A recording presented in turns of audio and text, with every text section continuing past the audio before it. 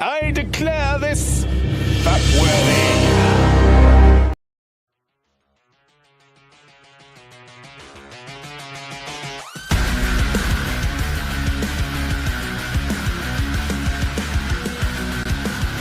Can't seem to calm my nerves. This dread is ever present. The cult has got us feeling tense.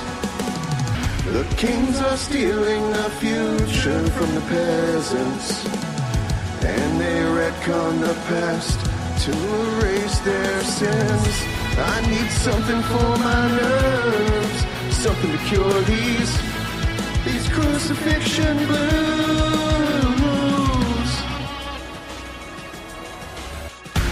I wish I could take some comfort in impending doom,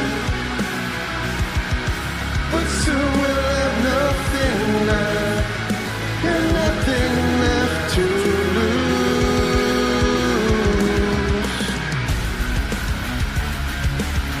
The only way out is through soundtrack of shame and sirens. Still the hive consumes. If you're looking for a little peace and quiet, I've got some bad fucking news for you. You need something for those nerves, something to cure these zealots in the flower of their youth. The only way out is through. I wish I could take some comfort in impending doom, but soon we'll have nothing left, and nothing left to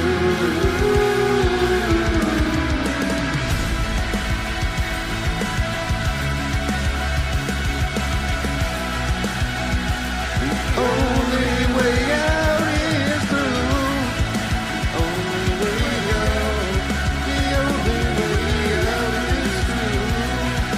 Zealots in the flower of their youth.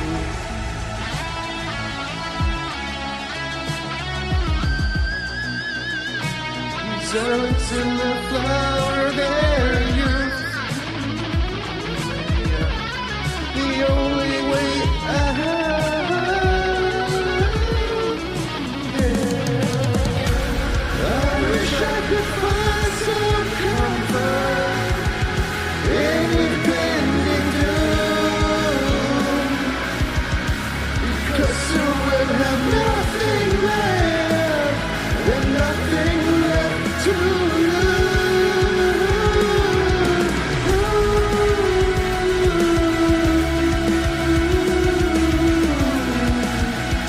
The only way out is through. The only way out. The only way out is through. These zealots in the flower of their youth.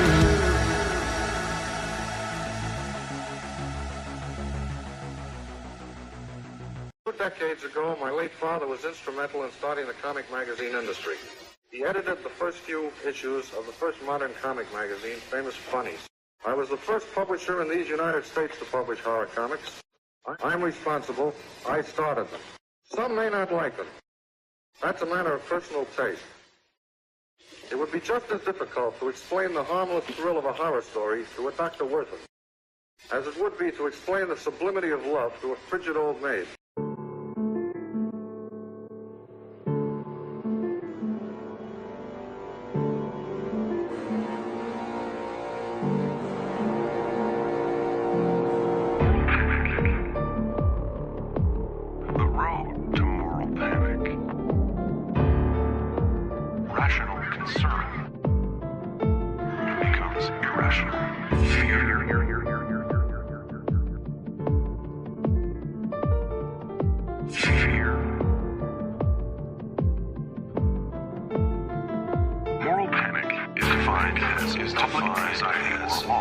response to a perceived threat to the moral standards of society. Perceived threat. The road to moral panic has several stops.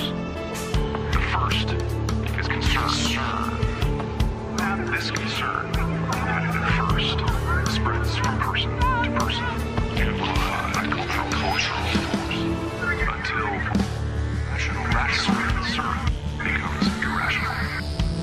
Fear becomes irrational. Fear. People come to believe something terrible is happening. Something they cannot see, that they can't control. It is come for others. Any of you incels doing on 4chan, Snyder Cut motherfuckers want to get on line now? Anybody? I think so. Forced adversity.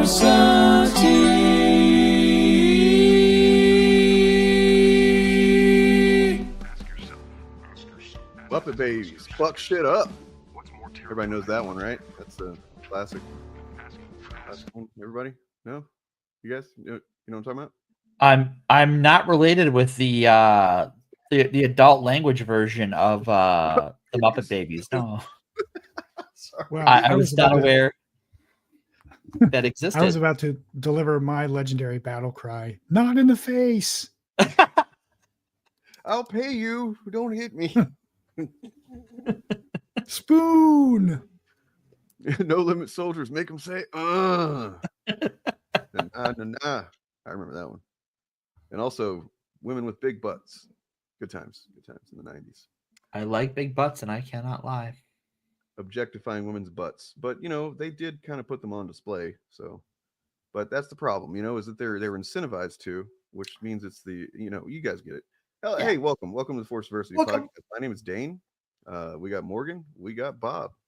Howdy. And, we're hanging out. We're here. No Soldiers for life. Whatever happened to Master P? I wonder. I'm sure somebody knows. I'll look into it later. All right. Yeah, we're going to talk about some stuff today. Namely, I proposed earlier last week. Just kind of had the thought cross my mind that it's not. You guys know probably that it's not a good idea to cede any ground to fascists. Don't give it to them. Because essentially, what fascists are trying to do, when you boil it down, is make reality their reality, right? And that means overwriting, the general shared reality that is based as much on objective, evidence and shared collective experience as possible. They want to kind of just get rid of a lot of that and write their bullshit on top of it, which is often just deranged, antisocial to say the least, and genocidal in many cases. Yeah, because part of it is that the function of fascism in terms of how it behaves. Yeah. The tent gets smaller over time as to who's allowed in the club, and to do that, they have to continually rewrite who gets to be people. Right. And to do that, they have to control lots of things and have the ability to rewrite lots of things. Well, so proto-fascism, which I would say definitely has been a thing for a good chunk of the 20th century. Pretty much post World War II, it kind of started planting seeds and then kind of went dormant almost seemingly for a while. You had the what's it called? That damn club. I'm forgetting the name. The John Birch Society. That's it. The Birch. I was wanting to say John Brown. I was like, that's not it. Birch. Yeah, John Birch Society, which kind of seemingly was rejected by the mainstream Republicans, but they continued sowing seeds and whatnot. And then you see it kind of really come out a lot more post 9/11, the proto-fascism of the U.S. Where rah kill the brown people. And that's when that's when I became most familiar with the term patriotism, and named a whole act after it. Right, exactly. I mean, yeah. But I mean, it's a word that goes back for I don't even know when it started. I'm sure it predates the U.S., but generally it appeals to these very specific ideas of what the U.S. is about, or is supposed to be about, or has been about. And obviously, it has become a word that anybody that's not just straight up MAGA at this point probably doesn't want to, brandish it about. And that's understandable. But I was like, you know what? That means we're kind of ceding this ground to fascists. You know, they had a good long kind of a run at taking the term for themselves, so it's, you know, probably lost cause. But I just thought it was interesting, and I proposed to Morgan and Bob that, like, what do you think about making the case for, you know, patriotism, that like as a good thing and a left thing, that's like, because I'm pretty sure that if we look at it, we can fit, you know, all the things that we generally want to see happen, changes we want to see made under that. You know, if we define patriotism and so on and so forth. Anyway, then I started looking and found a couple of articles that actually make the case way more brilliantly than I could. So yeah, we're gonna talk about that. Just to, you know, it's a vehicle to discuss, I think, I don't know, I guess the things that we want, obviously, the things we like to see happen if we're able to get through this little bout of fascism. This teeny tiny bout of fascism. And then and also just to distinguish that it's actually the main reason I feel like it's fucked up is that they still use this word and whatnot, is because they're clearly fucking not under any kind of principle that historically the U.S. has been about on paper anyway. You know what I mean? So like they're doing some deranged shit. They're you know, everything they're doing is essentially against, I mean, fucking human rights laws, things Well, like and, that. and even just like and any law they can find to break, they break, right? Like it's like, oh, we're gonna tear down a third of the White House. Why? We want to build a ballroom. Did anyone say we could? No. Are there rules that say we can't? Yes. Do we care? No. Well, just want to remind everybody that on the Shillcast I proposed and everybody agreed. I think we just need to call this thing the Epstein Ballroom. I think that's the way to go. So let's The see that Trump Epstein Ballroom. What's up? The Trump. Call it the Trump Epstein Ballroom. See, I think he wants it to be remembered as the Trump Ballroom. I think we should not let him put his name on it. He wants it to be Trump Ballroom because he puts his name on everything, right? That's his whole brand. Yeah. He also doesn't want his name linked to Jeffrey Epstein. So therefore we should link it publicly everywhere that we can. Well, then I think we should go with the Epstein Trump Ballroom. Put them in alphabetical order. Yeah. Well, he doesn't also, come first. In terms of you know, I guess the who's it's fucked up to say, but who did the least harm first? You know what I mean? That's kind of weird, but Trump is causing all kinds of harm at this point, and he's probably fucked half as many children. Anyway, so yeah, that fucking thing looks hideous too. Like the plans of it look bad. Yeah, they're gross. The designs are terrible. It's like dwarfs the White House. Like, why the fuck? I mean, obviously, you look at anything the guy's built, it's all garish, and it's all the poor person's idea of rich and classy, you know, kind of design. Yeah, that's what Trump is. That's his whole brand is the poor person's idea of what a rich person is. Yep. Yeah, and the thing is, there's a way to make white and gold work. Yeah, and he never does it. No. The people who work for him, either he has very particular and very shitty tastes, or he hires the most incompetent interior designers in the world. See, maybe both. I'm like, wow, he's a toddler. He's just like, yeah. Oh, look at yeah. See, I think his days are numbered health wise. Yeah. He's got the dwindles. He's in mental decline, and I think everyone on the staff knows it. So they're giving him real estate things, like little real estate projects to focus on while they consolidate power around him. Mm-hmm. But anyway, to tie back to the theme of patriotism, the past week was a great demonstration of how to take that back, because there is no sentiment more American than no kings. Right. That's the OG American sentiment. And I think that's what kind of started the ball rolling of me getting to thinking about this, by the way, is just because seeing the, you know, they will literally defend him, buddying up to Putin or whatever it is. It really doesn't matter. He can, you know, wherever the wind blows, wherever his fucking mood takes him, these people will defend him. And that is just distinctly un-American in you know, objectively. And, you know, so another thing is that I feel like that any leftist watching There's going to be a lot of people that will hear something like this and say and just reject it outright, and that's understandable. But especially this one Jacobin article it makes a pretty strong case for why that's not a helpful attitude to like, oh, patriotism. I don't like anything. I don't want to have a identity related to my country and stuff. And I completely understand that, because even apart from politics, and I think this is an autism thing maybe, like I've just never felt a strong, bond or tie to like represent the fucking place that I was shat out. And happen to exist, right? But yeah, I think there's a case for practicality of kind of rethinking that. So, yeah. Well, let's do it. But, and also let's do it. Let's talk about it. Comics. Which one? What are we doing? Comics? Talking about the Jacobin article. Why don't you pull that bad boy up? Oh, okay. All right, fine. We'll talk about that, I guess. While you're pulling that up, I want to. So the trick here is we've had this echo thing going on for whenever I have it unmuted. Well, I guess if I'm not actually showing a video, it doesn't matter. So never mind. I'll show it. It's fine. Yeah, you can mute the tab. Yep. I think one of the things that I think I'm gonna heap some praise upon the Democratic Party for just a brief moment. They are proving themselves to have made a wise decision, not backing down on the shutdown. Yeah, absolutely. And this is part of this is why. Because on top of being able to proactively involve themselves in some of these protests, I know some House members showed up in their districts for these protests.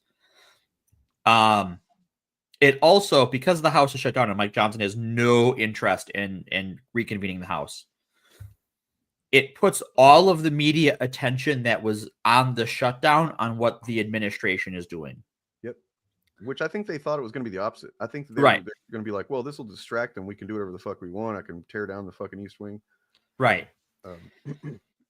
But now all eyes are on the regime and what they're doing, because everyone knows Mike Johnson is not going to reconvene the House because he doesn't want that Epstein files vote. Right. Which, is you have to know that they're trying to do something to mitigate whatever damage that might do, because it has to happen eventually. Like, maybe not necessarily. They vote to get it out, but like they have to come back eventually, right? Not do they? Until yeah. Well, that's the thing, that what they're doing is just a kind of micro version of what Republicans tend to do overall, which is they get into power. They don't use the power to do anything beneficial to people.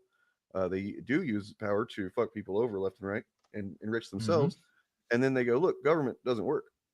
Right. Government's fucked up. Like you shouldn't trust government. Don't trust us, but also vote us in. Right. It's and this is just a micro example of that. They're thinking that this is gonna I don't know,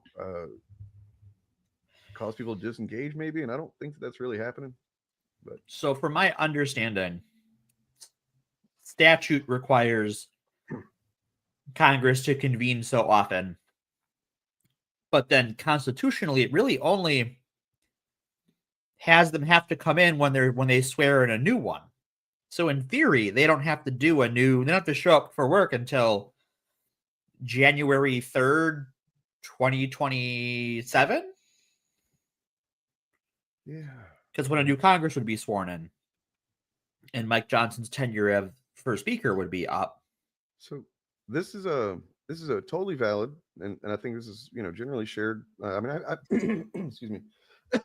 This is generally shared by a lot of people, and I think probably all of us here feel this to some degree or another. And what I'm trying to say is that you shouldn't feel pride for it necessarily. It's just a plot of land that was actually stolen from people that were already here. Like, that's kind of part of patriotism. What the redefined patriotism, in my view, it should be is America has done some good shit, and almost at every step that America has done some good positive things, there's been the other side of the coin happening at the same time, or even worse, with some kind of atrocity or human rights violation or whatever it is. It's been going on in the background while, like, for example, while we went and fought the Nazis and whatnot, but it was also black people and women couldn't vote, or women could vote, black people couldn't vote yet. You know what I mean? black people could vote, but effectively weren't allowed to in large swaths of the country. Yeah, well, yeah.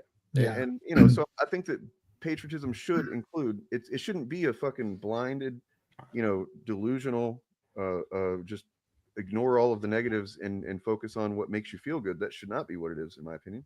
It should be, if you love, you know, developing a love for what the country could be, you know, that it's outlined in the founding documents generally.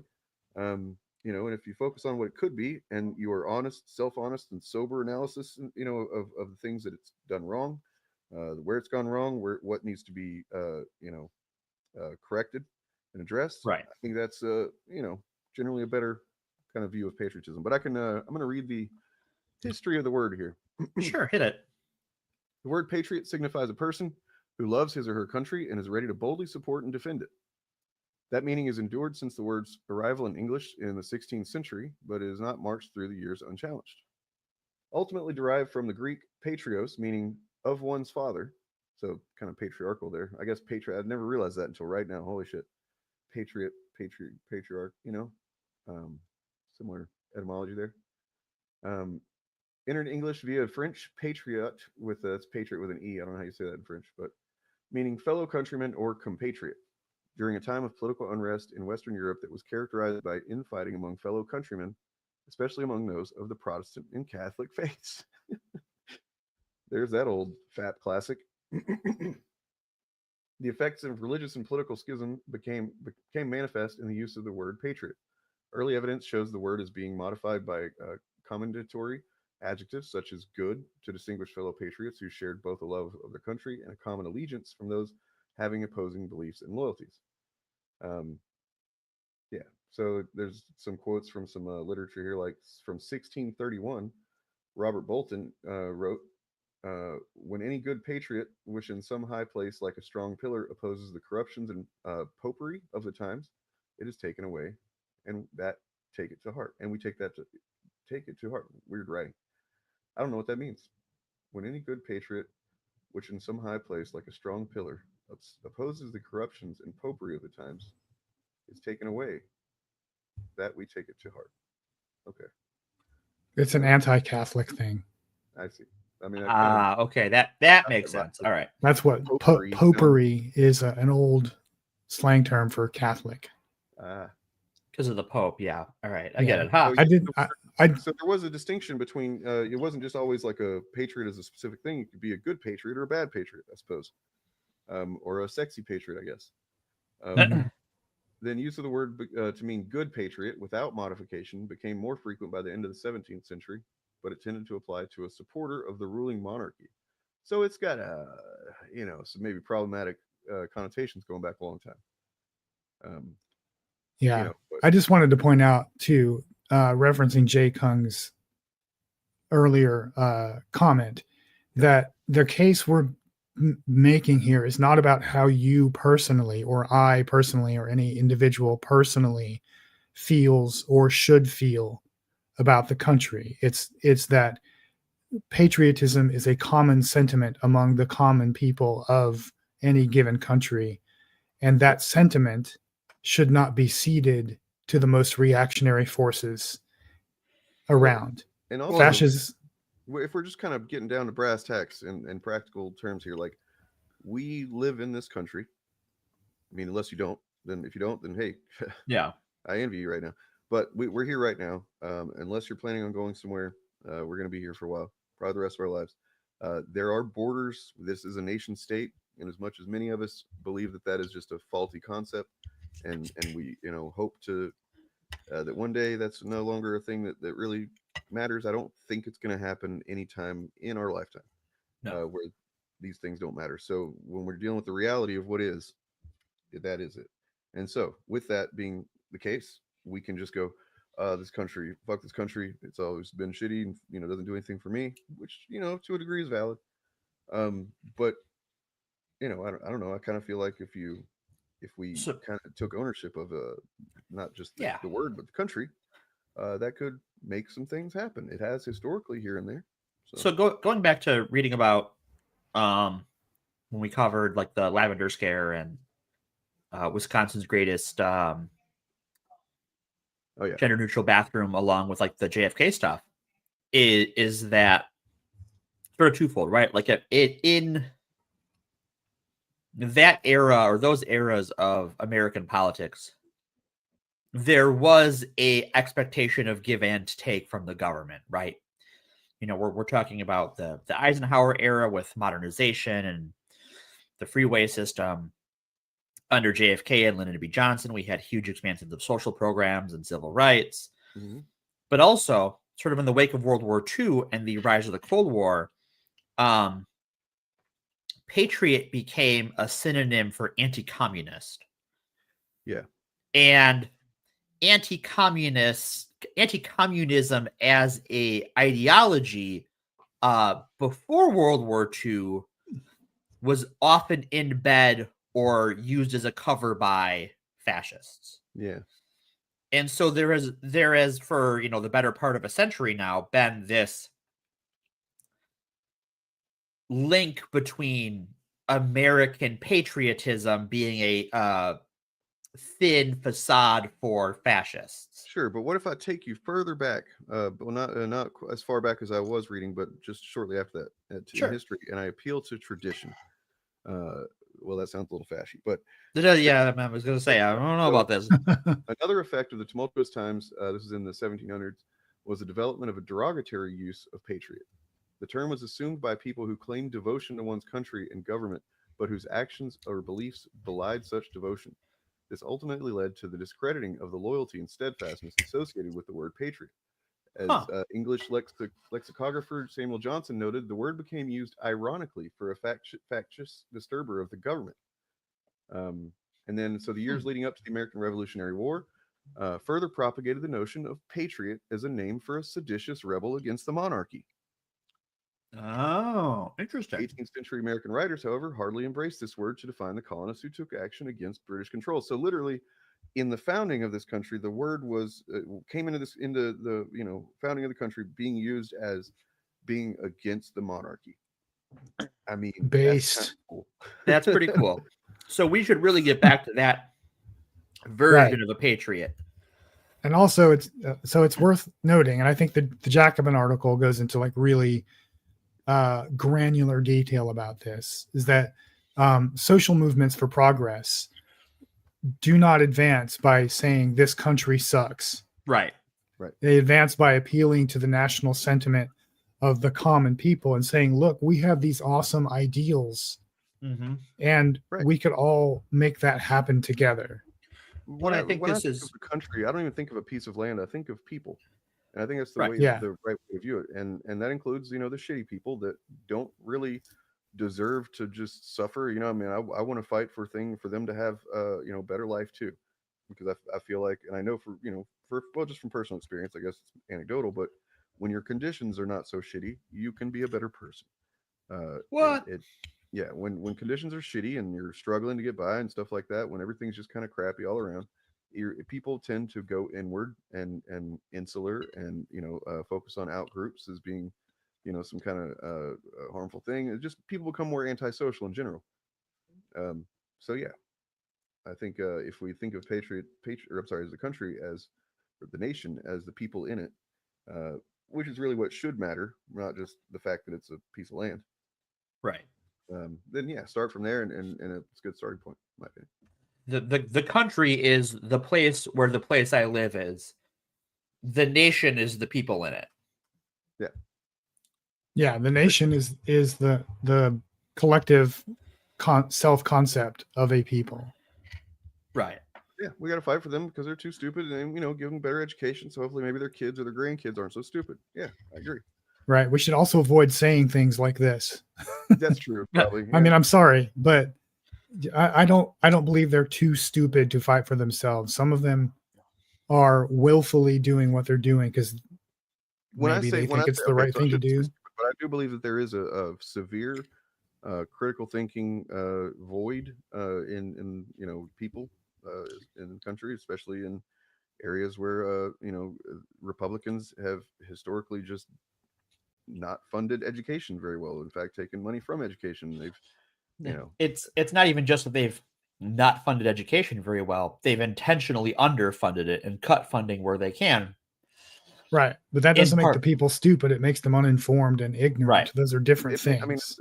Yeah. But I think the critical thinking skills is also, because it's not like you can give them the information that you feel like they need, and they're going to be able to immediately parse it all and come up with the best. Well, yeah, it's a systemic thing, right? You have a lack of education, a lack of skills training, and a lack of information accessibility.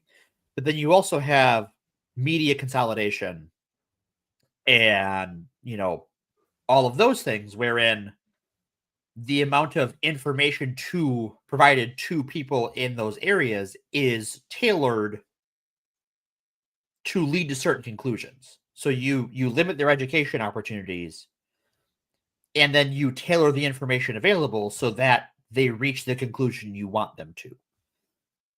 Right. However, humans have always been everywhere, have always been bad at critical thinking. It's true. Not a function. In groups. Once you get people in groups, they really even individually. Yeah. Right. And so the point I was trying to get to was that we do not need them to be smart or well-informed to get them to do things in their own self-interest. We have to appeal to their identity. That's what the point of patriotism is. That's what this article says, and that's the best argument that it's really strong argument in my opinion. We can get to that right now. So this is by somebody who I feel that's not a real name, but I guess it is. Jacopo Custodi. All right. Take your word for it. I'm side-eyeing that name a little bit, but national belonging has profoundly influenced politics over the past 2 centuries across much of the world, from the Americas to Europe and from Africa to Asia. Few major historical events in the 19th and 20th centuries can be recounted without mentioning nationalism. Wars, geopolitical tensions, crimes against humanity and totalitarian regimes, as well as anti-colonial uprisings, minority rights, and societies unified toward goals of freedom and emancipation. Nationalism is almost always present behind the key issues of modernity. In this article, I will engage in a discussion of how the left should address the enduring sense of national belonging and pride, an issue that has crisscrossed the history of left-wing politics since its origins, and that remains crucial today. While it seems important for the left to constitute itself the nation, as Karl Marx and Friedrich Engels wrote in the Communist Manifesto regarding the proletariat struggle, this does not imply that such politics is straightforward or devoid of risks. But let us first discuss why this issue remains pertinent in a globalized world. Can I make a comment real quick? Please. I just wanted to congratulate this author for pulling off the meme of in this essay I will and making it work. At various points in history, many authors have argued that nationalist politics was entering its final phase, and this is the first strong argument that I think that there is for rethinking patriotism and trying to reclaim it. If not the word, then the general appeal.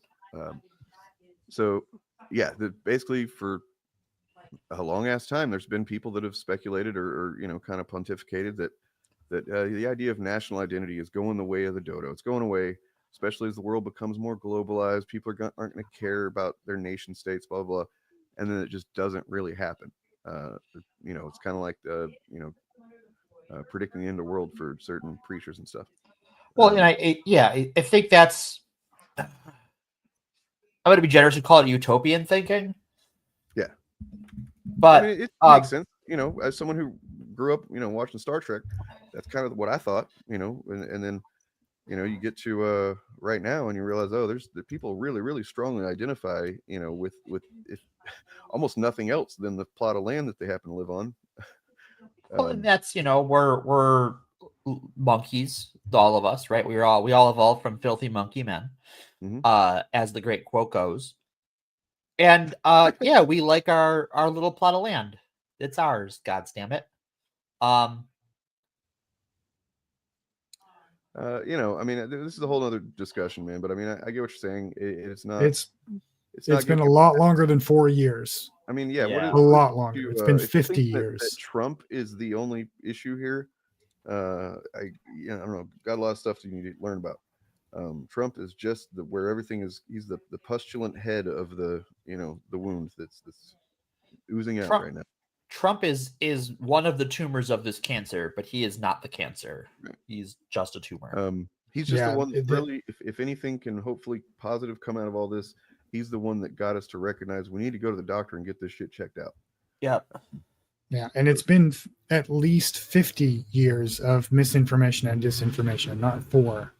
Yeah. And it's also, I think, vitally important in conversations like this for us to understand that almost no humans, including those who flatter ourselves as being devoted to logical and critical thinking, almost none of us actually form our opinions based on logic, facts, and reason. Yeah, that's true. Neurological studies show that almost every single human, at least every human who's ever been tested, forms their opinions based on an initial emotional reaction and then justifies that reaction to themselves with logic, facts, and reason. And it's easy to get around. It's not easy, but it's possible to get around that if you're aware of that about yourself. But you should not be faulting. Because one of the things that bothers me about some of the language that often gets brought up about stupidity or ignorance and so forth is it kind of has the feeling that the person saying it thinks that they are better or smarter, or that they are the exception to the rule, and none of us are. No. And none of us. And if you are someone who hasn't fallen for that kind of politics, then there's a lot more at play to that, and a lot more you can think than just your IQ. It's your circumstances, experiences, things like that. In the culture where you happen to be, because that's a big part of it. In certain areas, is if you are around a bunch of Trump people, a good chance you're going to be socially incentivized and not even realize that you were kind of pushed into that. Anyway, but that's another topic. So yeah. Let's see. So yeah, the position enjoyed a certain popularity in both the 19th and 20th centuries, albeit cyclically. It disappeared during periods when nationalism erupted or clashed militarily, only to resurface in subsequent periods. In the 1980s, Eric Hobsbawm suggested that the great increase in studies on nationalism was a sign that the phenomenon had finally entered its concluding historical phase.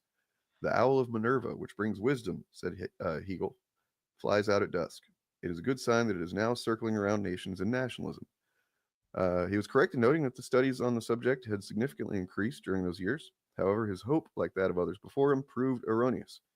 Only a few years later, with the fall of the socialist bloc and its fragmentation into numerous nation states, there was an outburst of several nationalist claims and conflicts that were thought to be outdated.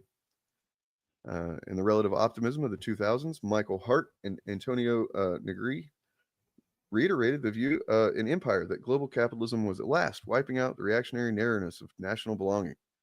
And that would have been my thought too, kind of just like before a certain point is like, our commerce is all interconnected globally. I even remember having an argument when I was years and years ago, whenever I was really kind of politically naive and stupid. Okay, not stupid, but not very informed, with a friend, and was like, well, aren't we kind of eventually leading to just one kind of, big nation anyway? And my friend he was a Republican. He got really upset at that idea. Oh, yeah. And that's like the peak of like the New World Order conspiracy theories. Right. Yeah, that globalists. Right. So which they're on about now again, so that's making a comeback. Yeah, but now they typically, I think they mean something else sometimes when they say that. And they always meant something else. They always meant something. Yeah, it always comes back to that question. So thus national identity came to be seen not only as something to be rejected politically, but also as an issue of minor significance. And yet, in the last decade, we have once again witnessed the resurgence of the nation as a conflicting political identity, largely championed by the right-wing or separatist movements. Trump, Bolsonaro, rise of Scottish independence in the UK and Catalan independence in Spain, the electoral success of several nationalist right-wing parties across Europe, and the dramatic Russian invasion of Ukraine with increasingly radicalized Russian-Ukrainian nationalisms. All these diverse phenomena share a common denominator: the mobilizing power of national identity.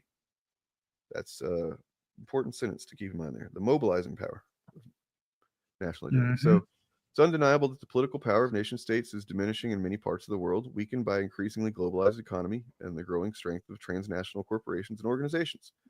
However, this should not be confused with the political decline of national identities, a conflation Hart and Negri made in their book. On the contrary, the weakening of the nation state's power often goes hand in hand with the spread of nationalist sentiments. Globalization, migratory flows, the neoliberal dismantling of the welfare state, and the decline of deeply rooted collective identities such as religion and class belonging seem to have strengthened national identity. So in the absence of, increasing absence of working class solidarity, which is basically almost non-existent at this point. And then the more the secularization of the U.S. Because that's really all I can speak to. I don't know a lot about these other places. That's kind of what you see. The MAGA, that's part of what MAGA is like MAGA as an identity is these people who have felt kind of lost floating around because like, the world's so scary. They're like that, unfrozen caveman lawyer from SNL. They're like, oh, your secularism and your medicine and your science is very confusing to me. MAGA. So yeah, that's kind of what they cling to. But obviously that is a very narrow and honestly just kind of deranged form of nationalism that they cling to. And but it gives them mobilization for sure. They feel like they've got compatriots. And yeah, Falwell would have loved MAGA, yeah, for sure. I mean, he worked hard for it and he didn't get to see the benefits, but that, you know what, small favors, we take those here. I'm glad he didn't fuck him. He lost his virginity to his mother in an outhouse. I don't know if that's true or not, but it's canon. It's not true, but it is canon. It was actually the subject of a Supreme Court case. Yeah. Yep. Right. So this is where ethnostates, the subject of ethnostates, is where the left reclaiming the concept of patriotism can be important, because there's the ideals that the nation strives to embody, and then there's the material practices it actually carries out. The history of that second one is not very does not have much to recommend it. Yeah. But the ideals on which our nation state, at any rate, was founded are worth aspiring to. And that's where the left can be more patriotic, like no kings, or right.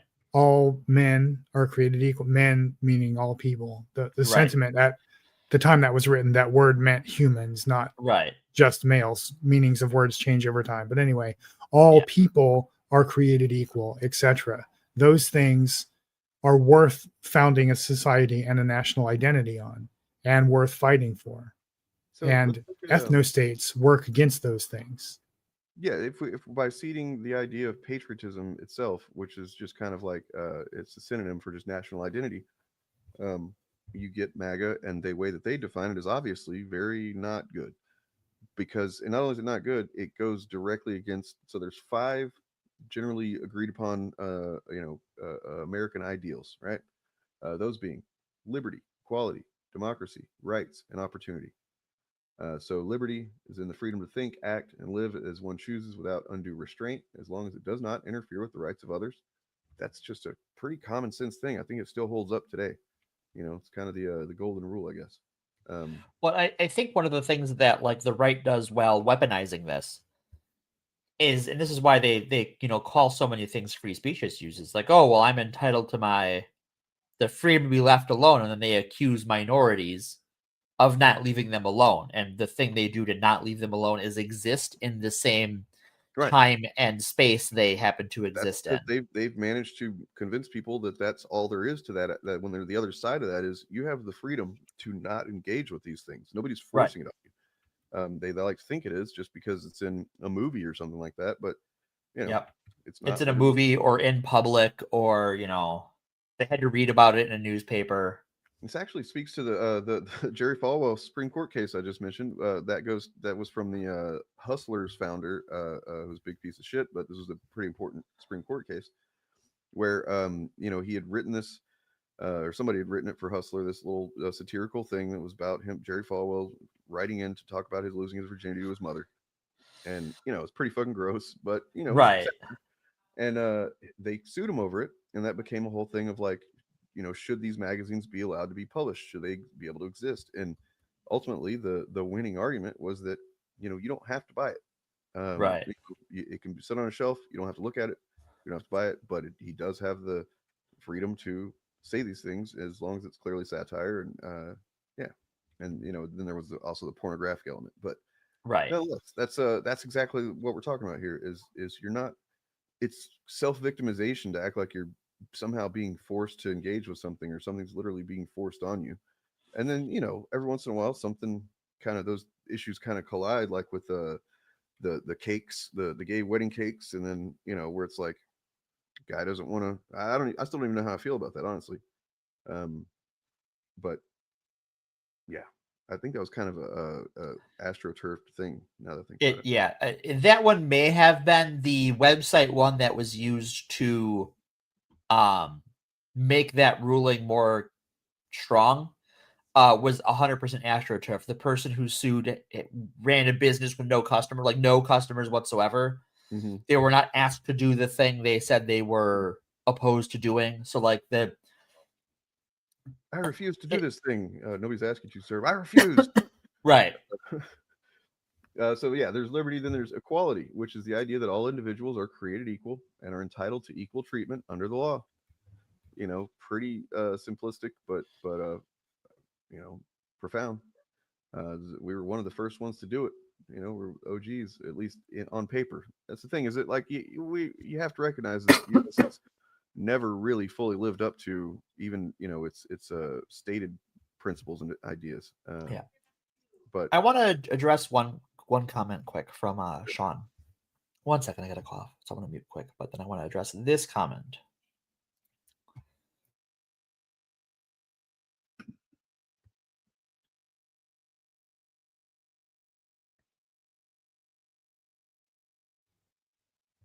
Should be good for the moment.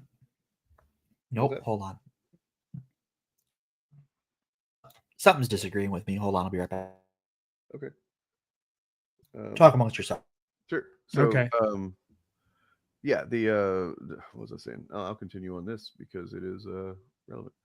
But so there's equality, and there's democracy, the system of government in which power is held by the people who exercise it directly or through elected representatives. Obviously, each one of these things is not perfect and wasn't even perfect before MAGA. Has never been perfect. But there's, also as outlined in, what is it? Is it the Constitution, where the Bill of Rights or what? I don't know. That says, that we should be basically working to achieve a more perfect union. It acknowledges in its founding that these things aren't going to be 100%, nailed right out of the gate, and that it's going to take active engagement and work and to get there. And I think that's maybe where, not just the left, but just not the right has failed historically in a lot of ways. Is the right has continuously worked at making the union more perfect, quote unquote, to what their ideas are, which increasingly go against everything we're talking about here. But yeah, what do you think, Bob?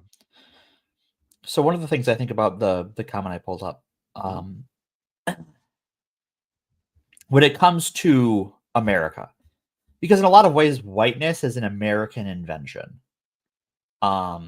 Looking at the history of eugenics and stuff, as well as like when it comes to European countries that are white, they all have historical squabbles with each other, wherein we have our historical squabbles are with the people who used to live here and still live here, just in the controlled territories that we call reservations, where their nations nominally still exist as client states to the U.S. government.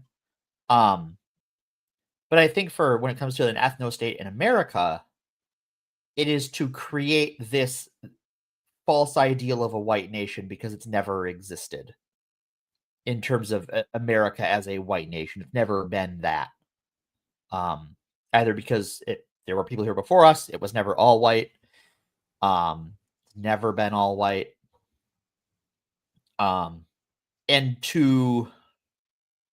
There's this weird imposter syndrome I've noticed, especially lately. I've seen a lot of right-wingers take this position that they are Native Americans. Right. Oh my God, that's so fucking cringe.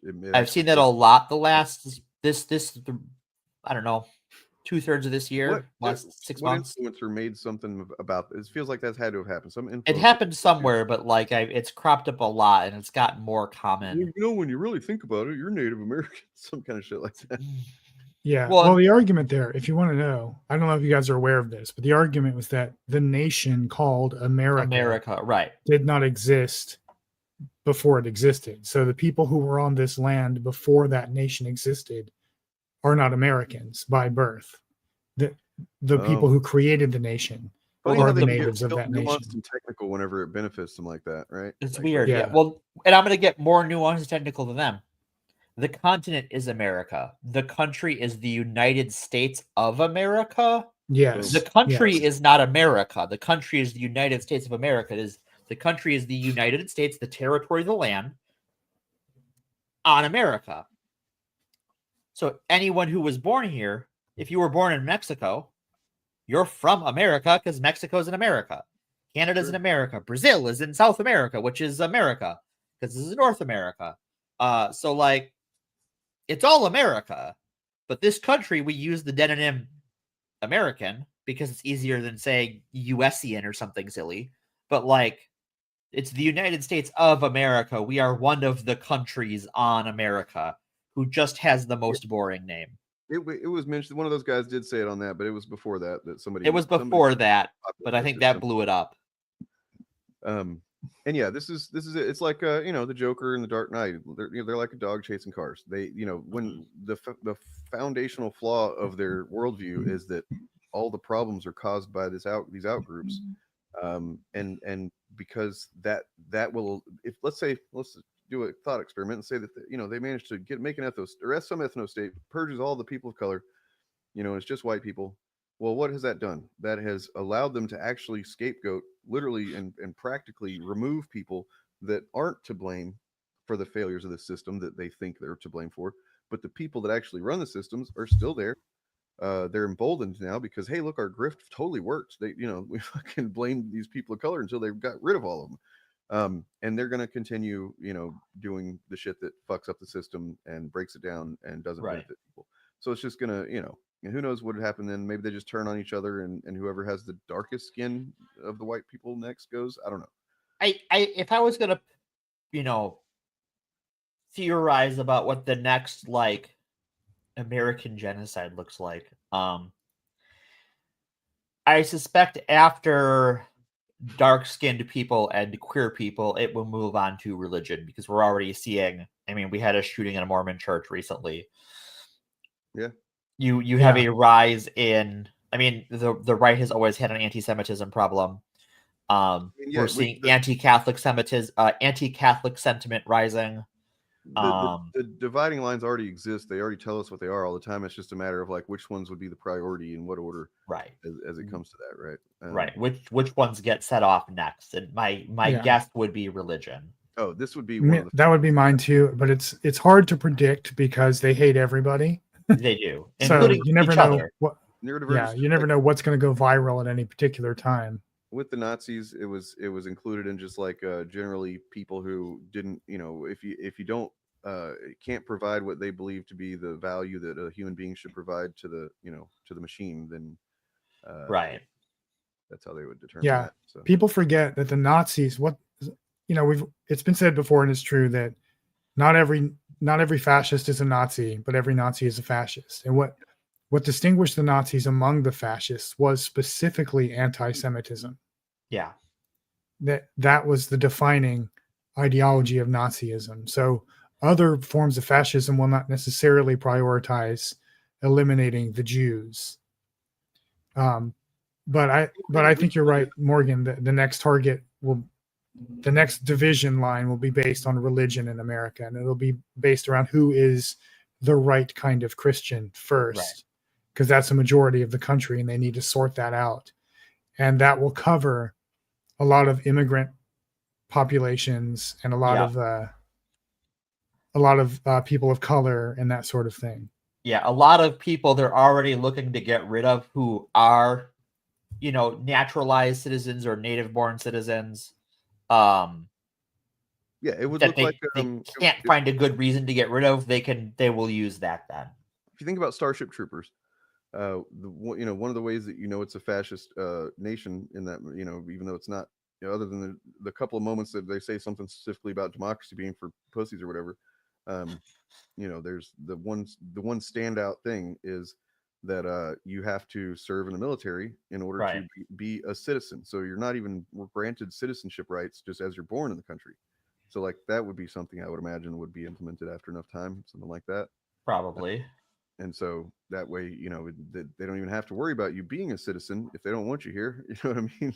Yeah. They can just Well, I think one of the reasons they included Trump's executive order about who the enemy is included anti-Christian rhetoric. Yeah. Was precisely because, along with the other categories in that executive order, they're drawing a dichotomy about who is the right kind of X and who is the wrong kind of X. Yep. Because a majority of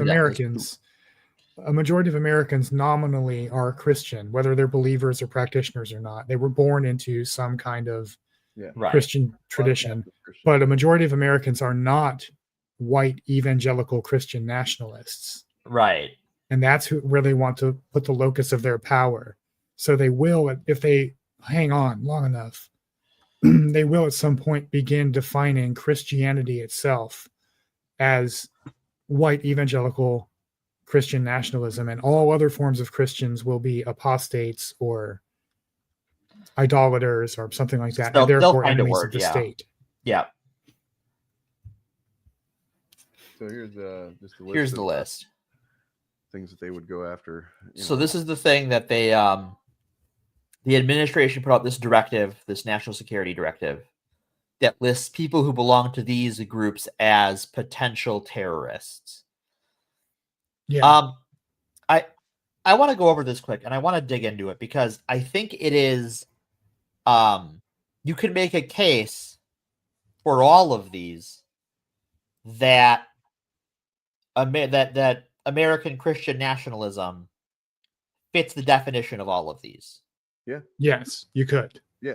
I mean, you hold up a mirror to it and it's like, this is get that mirror all of those things. If you remember us going over the when we looked at the details of the comics code, this reminds me of that because it's just an example of like, here's a list of the things that we are saying are bad. We can't allow this stuff, and yet when you really kind of try to parse the what they're saying, it's so vague and so that it's not good, man. Anything this vague with that, like not only like anti-Americanism, what does that even fucking mean? To them, it probably means criticizing America at all, right? But if when DeSantis had to define the word woke in court, right, it was really bad. What it boiled down to was just anything that's not MAGA, right? So like just saying, hey, this part of the government, like could maybe work on this thing and kind of make this a little bit better. Nope, that's actually woke, therefore bad. So yeah, just turn your brain off. Don't question things. Be a fucking, good patriot. Follower. Anyway. Be a good follower. Don't be a good patriot. Yeah, my voice is kind of shit right now. I don't know what's going on. But I think during the DeSantis case, didn't he actually, not him personally, but his legal team argued that woke meant any attempt to improve society? Yeah, that's pretty much what it was. Basically what the argument boiled down to, yeah. So, I mean, when they say anti-Americanism here, you can kind of assume that that's probably about what they're thinking. Anti-capitalism would be similar, like, hey, I don't like how, this is, these regulations, there's not enough regulations on this thing. Well, now you're being anti-capitalist because you want to put regulations on commerce. Anti-Christianity could be the wrong type of Christian. Well, yeah.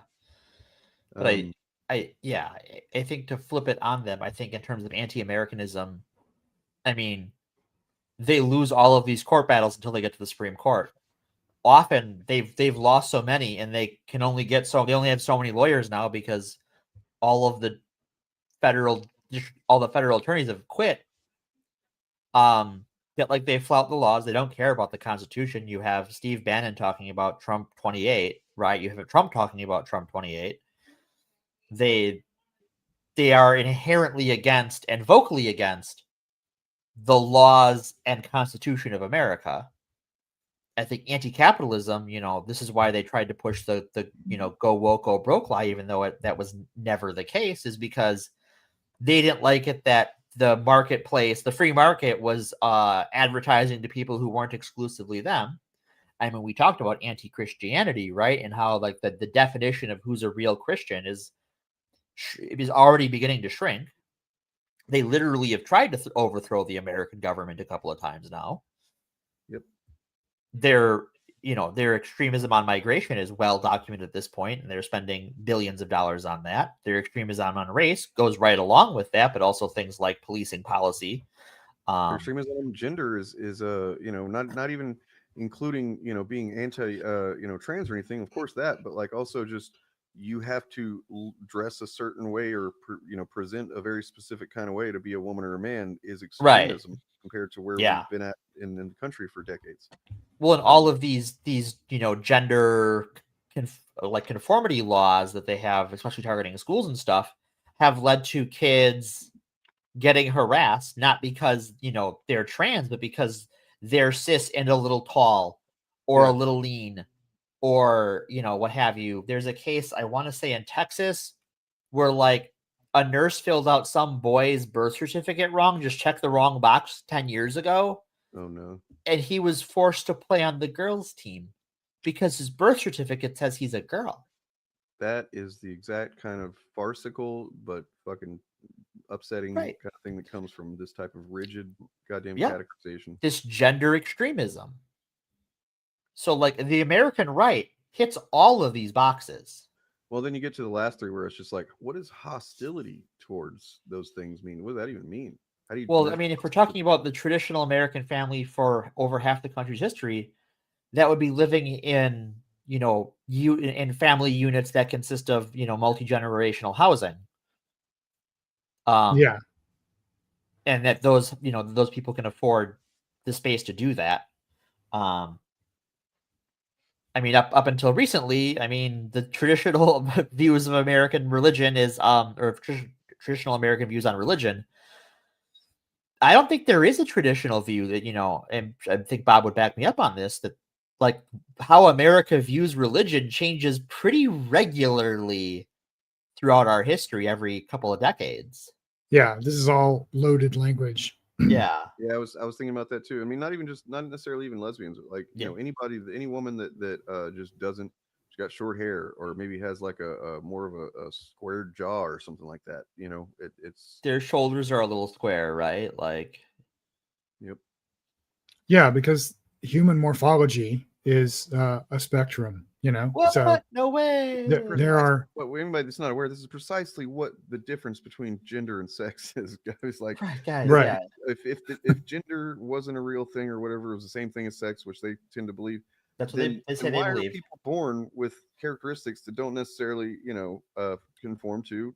It's fucking. Well, here's the thing: when they say they believe there's only two genders, they don't. They're lying. 100%. They don't know they're lying, but they're lying because they're lying to themselves first. Yeah. Because every one of them has a definition of what a real man and a real woman is. And they'll couch it in terms like, alpha male or a Stacy or whatever you have. So if anybody should ever be like, oh, alpha male or beta male or something like, oh, so you're saying there are more than two genders. So they recognize more than two genders. Because otherwise, it's either man or a man, or woman or woman. What are you doing? Right. They already recognize more than two. Yeah. Disorders. And there are also hormonal disorders and chromosomal disorders, and some things that aren't really chromosomal disorders, but are things from chromosomes. Yeah. I want all the kids to think back to Jurassic Park, where they explained how all vertebrate embryos are inherently female. Yeah, that's true. For the first 6 weeks, it depends on the species, but for humans, for the first 6 weeks of life, all human fetuses are chromosome XX. And whether you get turned to XY or some variation thereof depends on the amount of androgen hormones you are exposed to in utero. That's why we all have nipples. Yep. Right. Because nipples started forming before you decided whether you're going to be a boy or a girl. Exactly. And so not everyone is exposed to the exact same amount of those hormones. So everyone who is born is, in some sense, their own sex. There's two ways to look at this. Either there's two sexes, or excuse me, either there's no actual sexes or there are as many sexes as there are individuals alive. I'm not certain, but I mean, maybe Morgan can help me out. I feel like that term J-Kung is not really good. Oh boy, you're gonna ask me to get into femboys, huh? I mean, well, it's true. They do love femboys. Whether femboys are deal, and then femboys are valid. I don't see. Yeah, yeah. Whether that's a valid term or not, it's true that conservatives do love them. They love them. They do love them. Yes, the person that represents, rather. There is a tendency for conservatives to fetishize the set of characteristics that one would broadly call a femboy. People are femboys and identify as femboys. Extra gentlemen. That's me on a dude day. Yeah. Fuck yeah. I am stealing that. That's mine now. I'm licking it and claiming it. So good luck. If you remind me, I can Extra introduce you gentleman. to that, whenever you feel like it. Yeah. So I mean, there you go. That's we did it. We held up a mirror to it, and they are it's actually you are the ones who are the radical extremists, sir. Yeah, they are. This is why they have to constantly call everyone else, and as soon as the narrative, as soon as they get, a couple of days in media narrative that isn't like on what they're on about, they have to find a new one, right? They're constantly rotating through now. So going back to the list of the 5 ideals that I was looking at, and with this in mind, let's kind of keep that in our pocket, because so we did democracy. Then the next would be rights, the fundamental, inalienable rights that belong to all individuals, such as life, liberty, and the pursuit of happiness. I still think that holds up if we were to actually, adhere to it. And then opportunity being the belief that all people have the chance to succeed through hard work and determination, which, this is a common thing amongst the right, that they like to, oh, they just want everything for free. And it's like, I mean, there's some things that really should just be, human basics, that like insurance, water, stuff like that. But I think generally most people, don't want to not work, not do something with their lives. You know what I mean? Not contribute. It's a pretty fulfilling human thing to contribute. But it's the opportunities have just vanished. That's one of the reasons we're here where we are right now. Yeah. You can look at, it's the boomers fucking basically took everything. They benefited from everything, and then at the same time they're voting for us to not have any of those things. Pretty much. Pretty fucked. It really is. In the 50s, when they like to kind of generally appeal to the 50s as being like, one of the times that America was great. They probably would have liked it better if there was still slavery then, but they like that in the 50s. They're trying to bring that back now too. So they're planting the rhetorical seeds already. That would be like the general vague aesthetic of the 1950s is kind of what they think of, I think, when they're talking about traditional family. That's exactly what they're thinking of, is women in the kitchen. That you'll see these people make arguments why, this is why we shouldn't let women vote. It was a mistake to let them vote. Feminism is ruin the family, blah blah blah. But the unspoken things they never want to fucking address is the tax rate in the 50s. No, which, they don't. Is what allowed people to literally, you just had to work literally one job, because the woman was often at home. So the man was working a job and he had a car. If you were white, yes. If you were white, yeah, that's the other part of it. A car, maybe 2, a nice little home, picket fence, all that shit. You could provide for the family. There weren't all these, concerns of poverty and stuff like that. If you're white, but and also, even if you were, something happened, there was a broader social safety net. Yep. And that was all undone by Reagan and by Nixon, and then by Clinton. So in the right, the Bill of Rights outlining the pursuit of happiness. It's not a promising happiness. It's not promising, because I mean, honestly, I think that'd be kind of silly if it did. Like, oh, you're gonna be happy, well, for sure. It's part of the whole deal. But the Constitution says that it's not in the Bill of Rights; it's in the preamble to provide for the general welfare. Yeah. So I think all those are better cases for what it means to for patriotic ideals rather than the things that we just looked at there.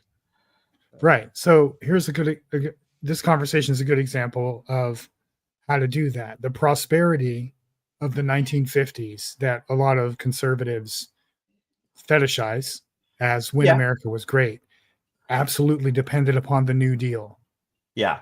We could not have had that prosperity without Social Security and later Medicare, but that came later. But the New Deal that they all think is socialism, and the fact that under Eisenhower, like the top marginal tax rate for rich people was 90%, is what made that material prosperity and the nuclear family, the stable nuclear family, possible for white people. Yeah. And as soon as And it started to go away, some people of color too, but mostly for white people. Mostly for white and people, the reason that went away is because we started dismantling those social programs. Yep. Because we didn't want people of color to have them. Pretty much. So that would be that's the way in to people. You remind them, when you look back on what your grandparents had in the 50s or whatever, FDR gave that to you. And if you want it back, we need to do things like the Green New Deal. Yep. I mean, and there's a lot of entrenched oligarchy going on that is very committed to making sure that doesn't happen. And that's one of the reasons where we are at right now. For instance, like Turning Point USA, funded by mega rich people that they're libertarians. They probably don't even give a shit about anything that's outlined in founding documents or anything like that. It's just they believe in profit at any cost. So at the cost of people, and that's the kind of people that are funding this sort of thing that's going on. And it's June Lockhart died. That sucks. Oh, yeah. Credit. I didn't know this until just like last year about credit scores. Yeah, it's a Also, women could not have their own bank accounts independent of a man until the 1970s either. Yeah. Wow. Was that a law or just like something that? Like, yes. Yeah. Jeez. It's crazy, right? Like you don't know. People, and a lot of people don't know. Which Oh my God, Mikey, you made me fucking realize that's all the manosphere is. Yeah. I just together. The manosphere is just those fucking ads from the comic books in the 60s. it's that's all it's ever been. Yeah. The guy that's like, you don't let this guy beat you up on the beach and take your woman. Pretty much, yeah. And that shit worked back then too, right? Like, except the difference was it generally was it was working on like children. Well, you know what? This is a time-tested lesson. Just because you get old does not mean you grow up. True. And I mean, that, and they're going back to the whole, calling them stupid thing. And I shouldn't use that term. It's just it's become a shorthand, and I should keep in mind that that's not what I want to say when I say that. What I'm trying to convey is, if you know my channel, going back to the old days of the channel, is emotional intelligence being the thing that is, because that's the difference between that is you can actually develop that. It is possible to develop your emotional kind of cognitive ability. And that's what a lot of these people lack quite severely. Yeah, just a little bit. Bigorexia? I don't know what that is. I think bigorexia was slang for fat. Oh. So someone says part of black inequality was that black vets were denied VA loans. Yes. Yes. And then there was red. Yes. Loans. Yeah. The GI Bill did not give black people benefits until very recently. And even then, sometimes they struggle to get them. Kind of rate that they would have been given out back then too, probably. Yeah. Because they've rolled back. The Republicans have rolled back through subsequent bills what GI benefits and veterans benefits even are. Like in the big busted bill, they cut veterans benefits. They cut the VA and they cut other veterans benefits. Muscular men's is that really a problem? Oh. Yes, that is a problem. That's a problem, yeah. There's a lot of body dysmorphia and yes, disordered eating in the bodybuilding community for sure. It's genuinely a real problem. Yeah, this is why you should never take diet advice from a bodybuilder. They don't know what they're talking about for the most part. They're all listening to each other and giving terrible advice to each other. Continue in this article a bit to get to kind of the crux of the argument that it makes here. I mean, actually, I didn't read the whole thing. You did, Bob. So if I cut it off before we get to anything relevant, let me know. But so let's see. So yeah, the white neoliberal globalization has uprooted many traditional identities and communal values. The national community has once again become a source of collective identification, revitalizing nationalist politics. According to the World's Values Survey of 2017 to 2022, 88.5% of people interviewed worldwide state they were very proud or quite proud of their nationality. Furthermore, the survey included only the nationality corresponding to the nation state of the interviewee, thereby excluding minority nationalities, a factor that would likely have further increased the overall value. In Europe, as shown by the European Quality of Government Index, the nation remains the territorial identity to which citizens feel most attached, more than regional identities and much more than European identity. Finally, the popular classes, particularly those with lower levels of education, tend to be more nationalized in their culturalization process. This means they're more responsive to symbolic and cultural elements related to national belonging compared to individuals with higher educational or class backgrounds, but tend to be more culturally cosmopolitan. So that's definitely one thing that fascism appeals to, for sure, like almost specifically, explicitly. So yeah, in light of this situation, the left cannot simply ignore the existence of national identities. These identities are integral elements of the political and social landscape in which the left operates, and for the foreseeable, they do not appear to be diminishing in importance. Thus, calls for the left to reject national identity are dead end and risk distancing it from its own popular traditions. On the contrary, it seems necessary for the left to embrace, at least to some extent and in certain ways, national belonging. This is not a novel idea. Strange as it may seem today, the concepts of left and nation were originally not far apart, as we talked about earlier. Wasn't really left, but being anti-monarchy, I guess, is close to left there was back then.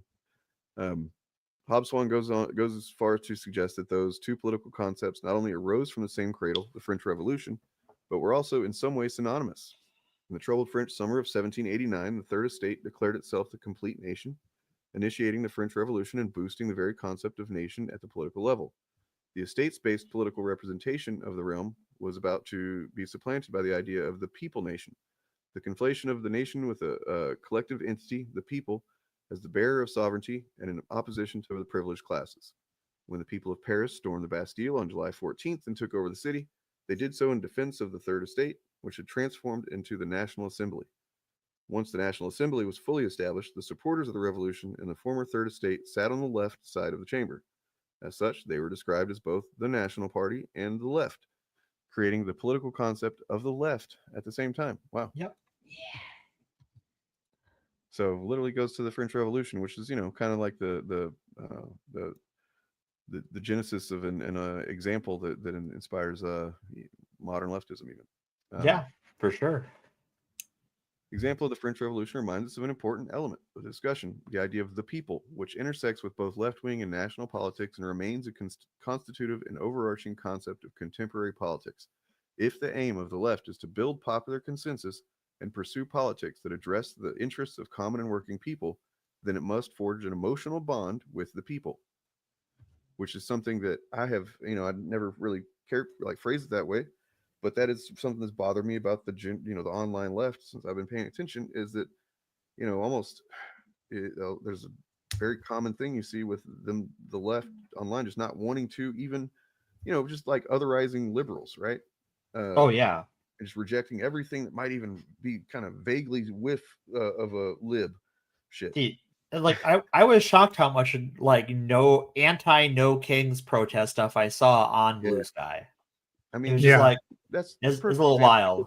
No, did it accomplish anything in the near term? No, except that it's a perfect opportunity. Like, instead of rejecting the fact that these liberals didn't accomplish, they just got together and stood around in a parade or whatever, say, okay, well, why don't you fucking get your hands in, roll your sleeves up, fucking get dirty, and tell us, tell people how to organize, tell people what's next. You got people paying attention. You've got people on the same page right now. that's a big fucking deal that hasn't happened as far as I Yeah. can remember since like Earth Day. So Yeah, the people on the left who saying that the no kings didn't accomplish anything do not understand what the goal of the marches was, Right. or they are willfully not informing themselves about it. It accomplished a lot. Yeah. But it's only the beginning, not the end. No one Right. argued that just show up with no kings and everything's cool. That wasn't the argument. Nope. I mean, if you're a leftist and you see the masses, the throngs of motherfuckers that showed up on those 2 No Kings days so far, and your just a reaction is just to dismiss it entirely, I really kind of question your motive, or at least your commitment to truly seeing anything change, because that is a golden opportunity right there. I question your perception. So yeah, and your ability to think in the long term.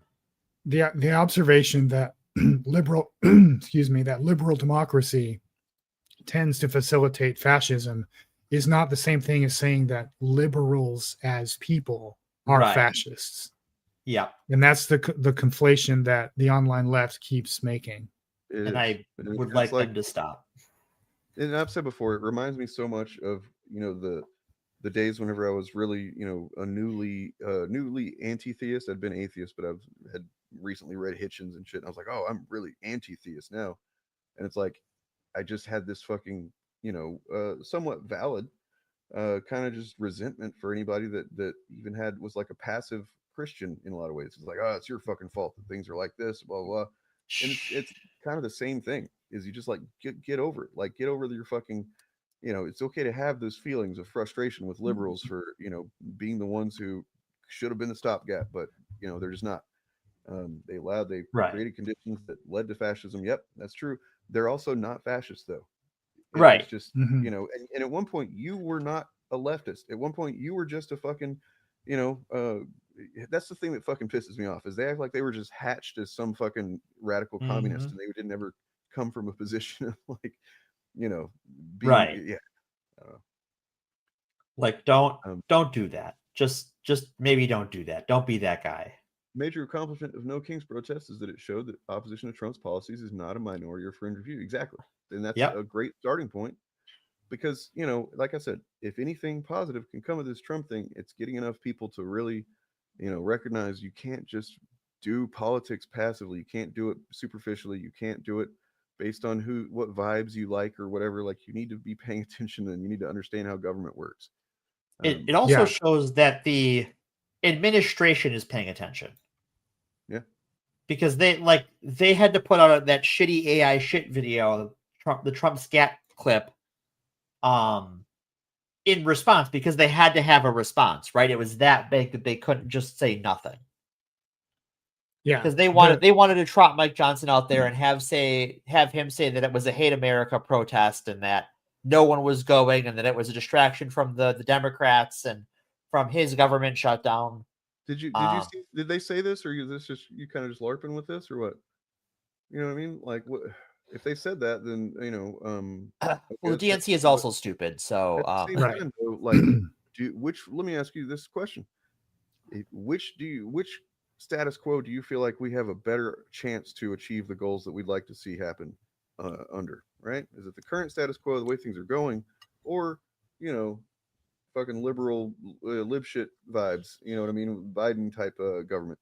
Which one do you think we have a better chance of making something happen in? This one.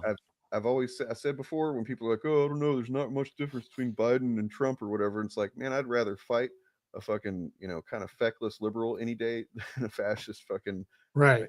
The main thing that No Kings did that I think a lot of people are not noticing is it almost certainly prevented Trump from invoking the Insurrection Act and trying to establish national martial law.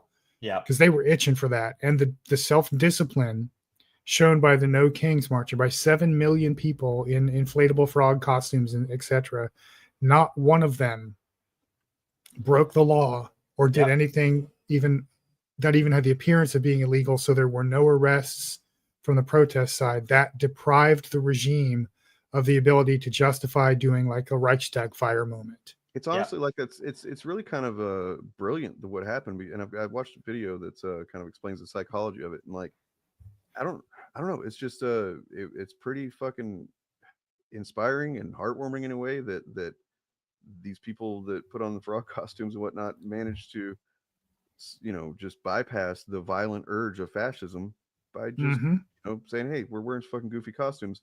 Right. And the psychology of it, by the way, this guy explains in a video, is that it essentially short circuits what the fascist regime's trying to project, the idea that there's these radical violent people on the streets, and when you see a guy in an inflated fucking frog costume, or a bunch of them, that just short circuits that fucking narrative completely, just it's done. You can't see that person as being some radical violent person or whatever.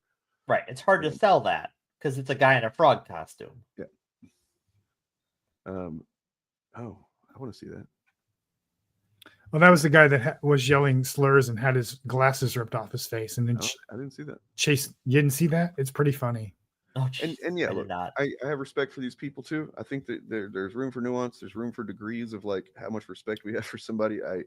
Adam Schiff is, he's kind of I think he's good. There's good intentions there. Obviously, his ideas and goals aren't really lined up with what I'd like to see happen. But I think you have to have some nuanced perspective here. Otherwise, you're just making enemies of everybody, and you're not accomplishing anything. And it's, I firmly believe at this point that the online left contingent that tends to, put their flags and their multi-hyphenate ideologies in their bios and stuff like that. They're probably doing that harm than good at this point. Yeah. This is an important point, Jay, here. I think this is a great fact to highlight.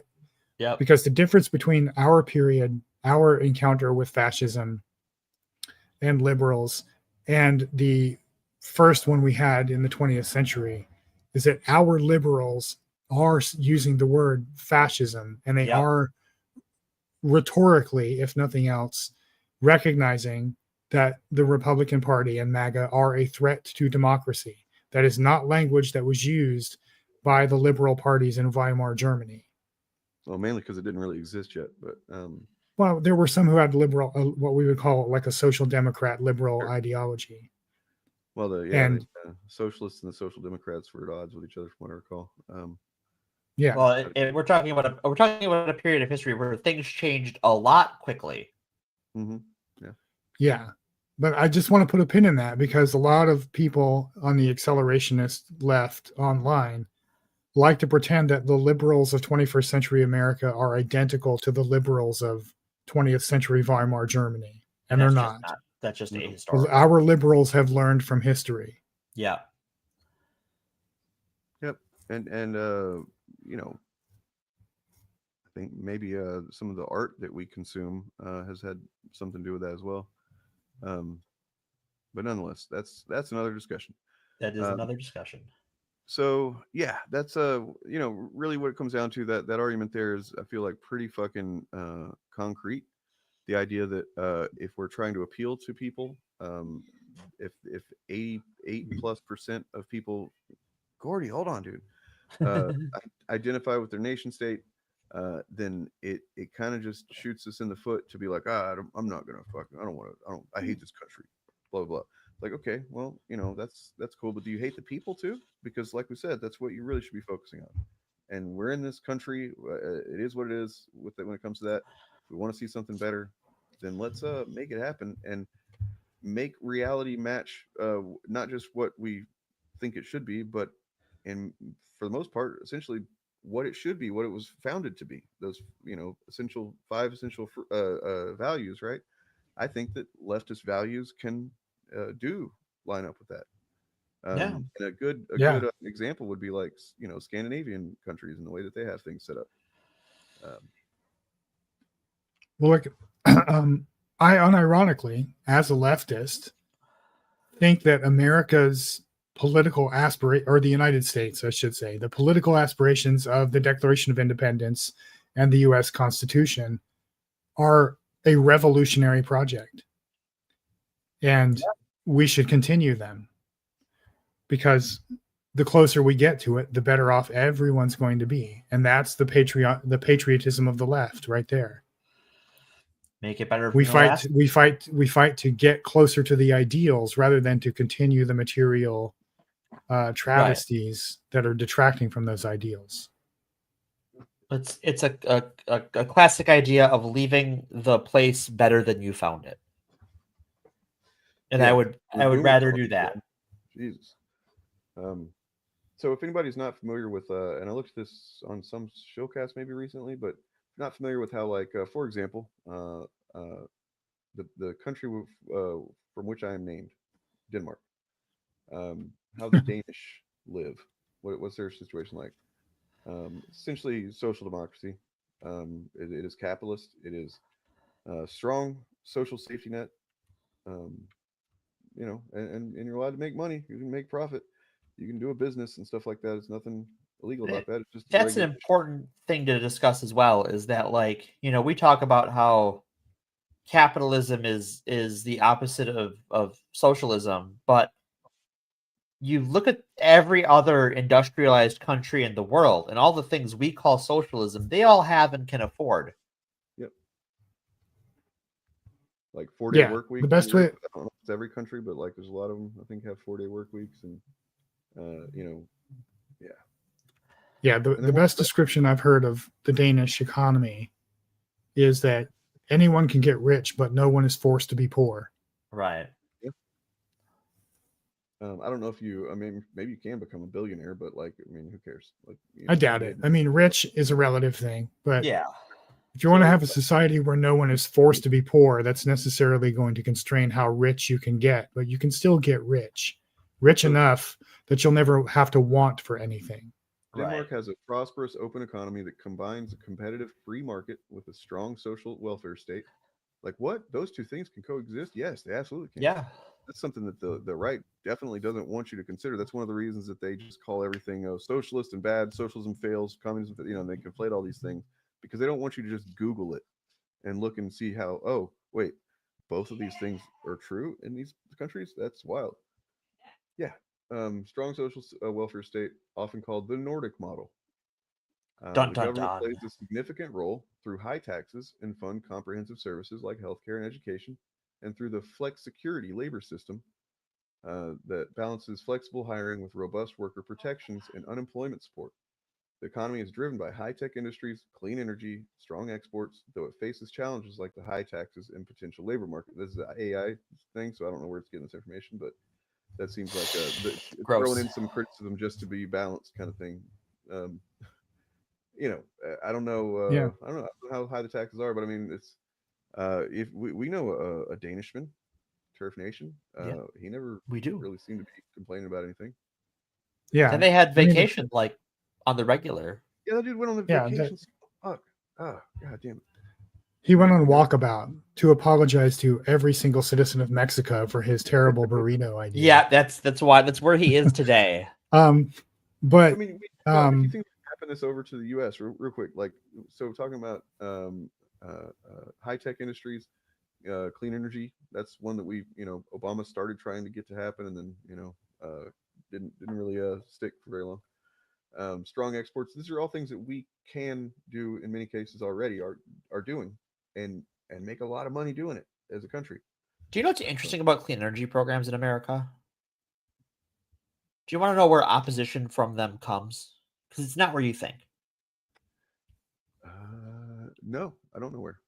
Okay, so the strongest political opposition for renewable energies and clean energy comes from purple districts and like suburban areas.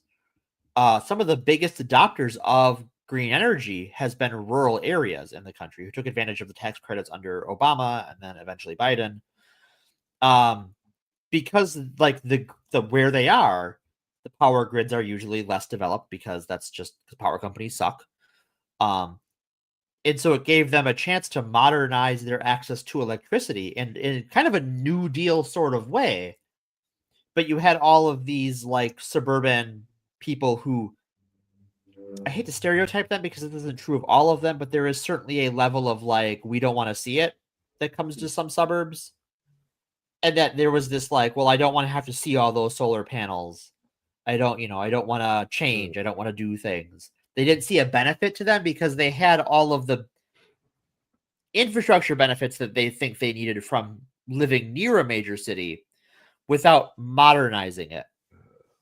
Where with clean energy tax credits and clean energy grants, a lot of rural communities took advantage of them and have actually seen like economic and other infrastructure benefits from that.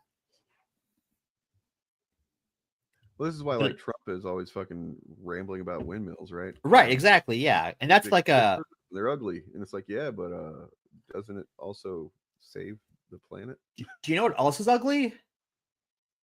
A gas power plant, an oil power plant, a coal power plant. Have you seen a power plant? They're not pretty. Let me tell you if I've seen one, because where I grew up in Southeast Texas is the largest just concentrated area of oil refineries in the United States. It's the second largest in the world after like somewhere in I guess in United Arab Emirates or something. It is a fucking eyesore, and it is a head sore. I don't get the headaches I used to get when I lived back in Texas. Weird. I'm sure that's why, but you know. No, it's part of it. Yeah, it's a clean air thing. I mean, the only thing I can say is that it did make for some unnaturally beautiful sunsets and stuff like that. I mean, seriously, I kind of miss it, but it would be like just these purples and greens and shit. It's like, oh my god, it's gorgeous. Also, very toxic, not good. Not at all good for you. You know, I don't know. It's trying to find something here, but where'd it go? Oh, so I was gonna. So think anybody's ever been on unemployment before, right? If you've ever been on unemployment in the U.S., yeah. I mean, different states do it differently, but I mean, generally it's about the same. I think. You know, they give you what, maybe 40% of your salary, tops. Like yeah. In Denmark, it's 90% of your salary for 2 years, and comprehensive job training assistance. Yep. Whereas, like, you know, here, or at least in Texas, rather, I haven't had it in Oregon, but like, you know, you get the 40%, and then you have to just check in every week and say, here's what I did, look for a job. They don't really give you any real help, you know. No. Job. Definitely don't give you any training. I mean, there's programs and stuff, but it's yeah. It's a lot of like county programs too. It's not usually at like the state level. It's certainly not at the national level. So I touch on this one that people like to, you know, the right likes to act like this is the kind of thing. Oh, the social welfare state, they just want you don't have to work. It's like, okay, well, they have very strong protections for, like, if you get fired, it doesn't seem to matter what the reason is, apparently. So whereas here we have a bunch of right to work states or whatever. Yeah, they fire you for whatever the fuck they want. You can get fired for kind of just whatever, and if they decide to fire you for certain things or lie about it, which I've had happen to me, you don't get any fucking unemployment. So I want to, Sketchy mentioned this just as an aside, and I want to give a shout out to the town of Caledonia, which is a nearby suburb. It's like 2 suburbs away from Milwaukee, from where I live. Sorry. Yeah. And they actually came out against a deal that the town and Microsoft were pushing to build a data center and put the kibosh on it. The town put a big effort into put the kibosh on one of these Microsoft AI data centers, and just like shout out to that community for just like coming together and putting the screws to these people and, you know, making them defend themselves. And then ultimately Microsoft got a little bit of pushback and they basically pulled out. Because that would have been a huge drain on like the local, you know, water access and local power. And a lot of these AI data center companies are interested in Eastern Wisconsin because we have this big body of water right here.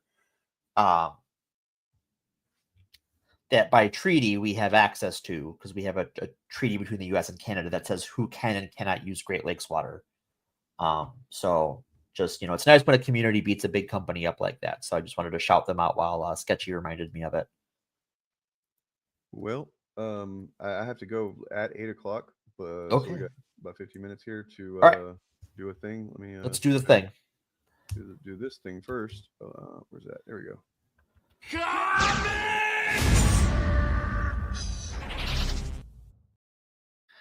All right then.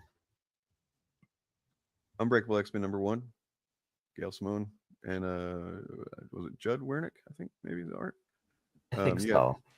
So this is you know, first part of the Age of Revelation event that's going on, and I mean, honestly, it's yet to be seen if it's going to turn out to be a good kind of event or whatever. But like, I do kind of like the idea of maybe once every year and a half, 2 years, doing something like this. If that's what you want.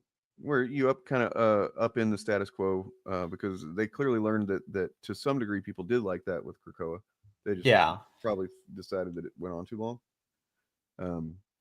So yeah, there's elements of Krakoa in this. Very much so. Temporary status quo. There's elements of Days of Future Past and whatnot.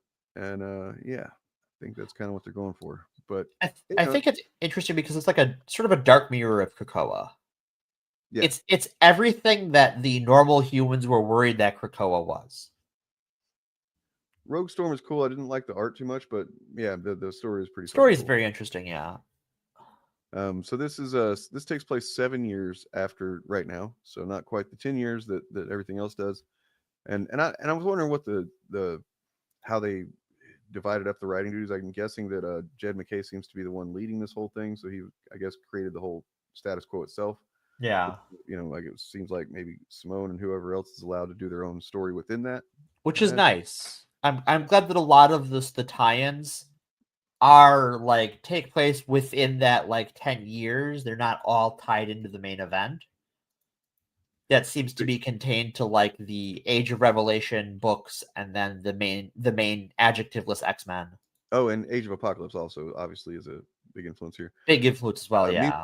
At the same time, there is Age of Apocalypse continuation story happening where some characters from that universe have crossed over into the main Marvel universe again.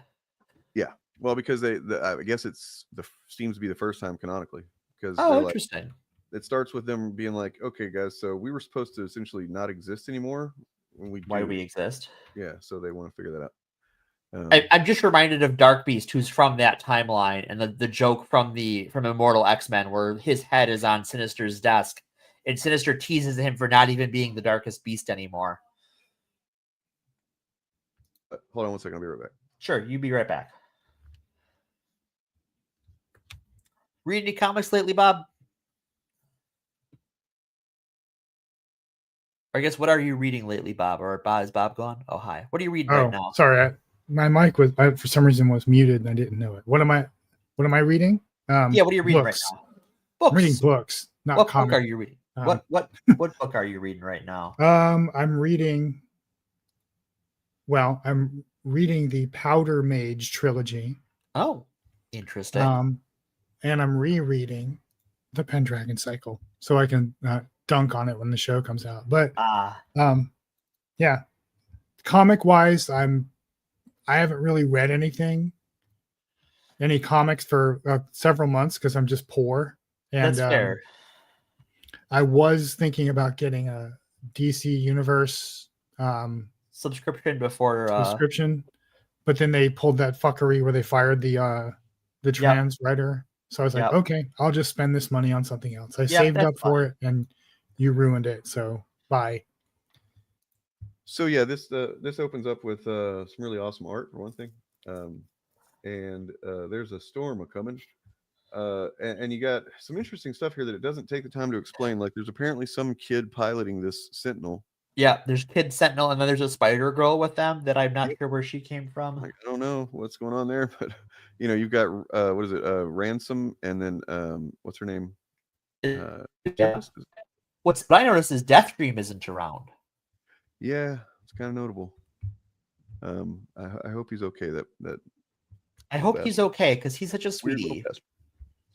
So essentially, yeah, Galactus is coming, and that results. Oh Lord, he a coming. He a coming. It results in an awesome fucking one-page spread there for one thing. Oh yeah, that's a great panel. Yeah, that's a beautiful panel. So yeah, then Rogues basically, tells Ransom to call the shots. And they don't know what to do really. What's he here for? What's going on? Why is he here? Turns out he wants what characters he want? I forget. This one?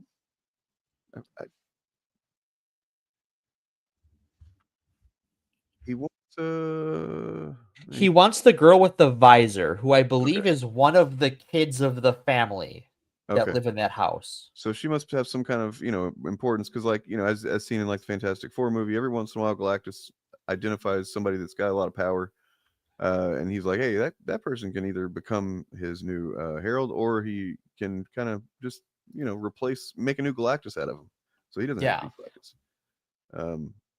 And then here I love whenever he's just like, I'm not even paying attention to you. Don't even notice you there. But then he does notice her, says something. So he wants this one for whatever reason. And Rogue is like, nah, you can fuck off with that shit, dude. And she explains that, here's what he doesn't know. I don't think. I've been getting stronger as I age. Reverse of entropy, I guess. Always holding a little something back, but not this time. It's been lucky. Not gonna survive this. And then she just fucking punches him. And I absolutely just love this fucking shot right here. Like, Galactus like, what? What are you doing? Don't do that. He senses it coming. And seems to take care of the whole problem. Oh boy, does it. Except she's gone too. Yep. And then, you go to Gambit here, and he apparently just sits at this table for years. And goes blind. I gotta say, I do feel like that scene was at least inspired by the Superman versus Darkseid fight. I forget which animated movie it was in, where Superman's like, oh, okay. Yeah. I can unleash on you. I'm always holding back. I feel like I live in a world made out of cardboard, but you can take it. It's from the Justice League Unlimited cartoon. Yeah, it's a great speech. So I'm going to show you what I'm actually made of. Yeah. And then, like, basically one punches Darkseid. I mean, essentially, she has become seemingly, I don't know if we could say she's as strong as Superman, but I mean, it seems like they've made an effort to level her up, which is kind of impressive because she's already pretty powerful. Yeah. And it's better than, there was a few years there where I understand the reasons why they were exploring her in that direction, but like having her being, just completely unable to control her powers, like during the Decimation era, and she then she absorbed like 1 million souls into herself or something like that, and was kind of going crazy. It kind of sucked to see her not be at peak level. I guess it was good for making her suffer for characterization's sake, but I like it better whenever she's a leader. I mean, Marvel has explicitly come out and said that Cyclops and Rogue are essentially the pillars of the X-Men now, which is great. Which is pretty cool. Especially now that Scott doesn't suck. Like, since they've gone through the effort of making Scott cool. Yeah. Well, I mean, he actually. So what's funny, not really, but it was kind of a big moment. In the fall of Krakoa run, that in the future timeline, Gambit does essentially the same thing. To I think Nimrod. He's like, it shows him fighting with him and Mystique are standing there and they're fighting Nimrod and I think Omega Sentinel, and he's like, hey, I got one more trick up my sleeve, something I learned that I can charge up my whole self, and boom. So he does. So that's a established thing in multiple mediums now that he can do that. You fuck your shit up that way. And then it's just like a fucking masterclass in characterization from Gail Simone the rest of this issue. She's so good. Like the From the Ashes era has been okay for the most part, but Uncanny is fantastic. It's not the action book really. Generally, like the action book is the Jed McKay one, and it's serviceable, but it's not the one that I've gotten the most. Just like, and that's one of the best things about the Krakoan era is the changes with the characters and allowing them to grow in these new contexts and stuff like that, new relationships, new perspective on stuff. And that's the main thing that I miss from it, and so that is the most represented still in Uncanny X-Men. NYX had some of that, but I think there was some just like writing weirdness where characters were kind of inconsistent from their Krakoan versions. Yeah, the guy writing Storm, I don't remember his name. I don't remember how to say it, but Storm has been a good book as well. Yeah, So I Phoenix, need to actually. I read got more caught of up it. with some Phoenix, and was it Stephanie Phillips? I think. Yeah. That's very good, very good. Like I was kind of hesitant because I didn't see how, it's the kind of problem of how do you write a character that powerful, right? But she's done an excellent job of it, Yeah. and keeping her grounded as a person while still being the goddamn Phoenix. Kind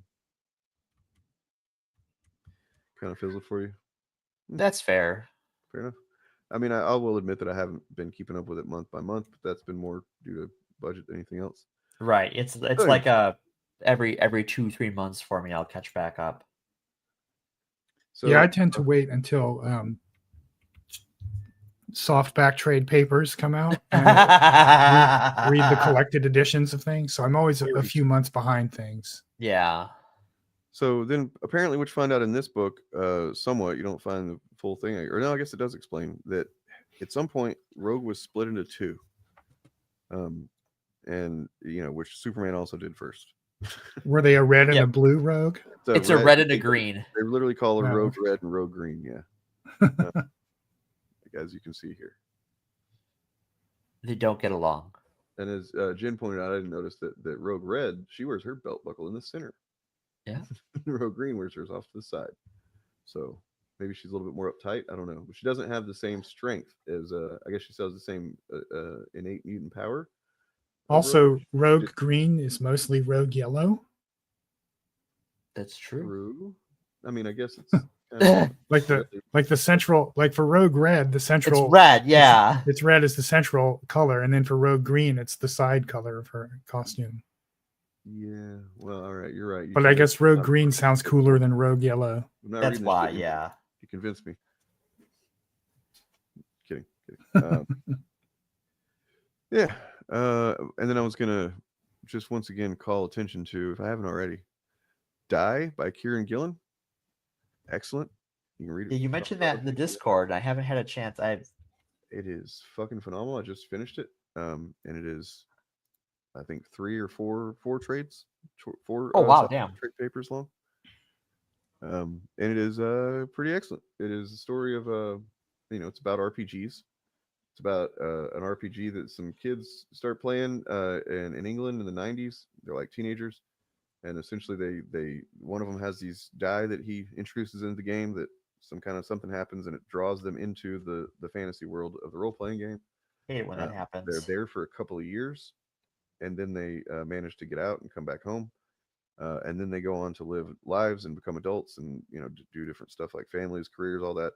Sure. And then eventually, as like 40-something-year-old or whatever, they get drawn back into the game.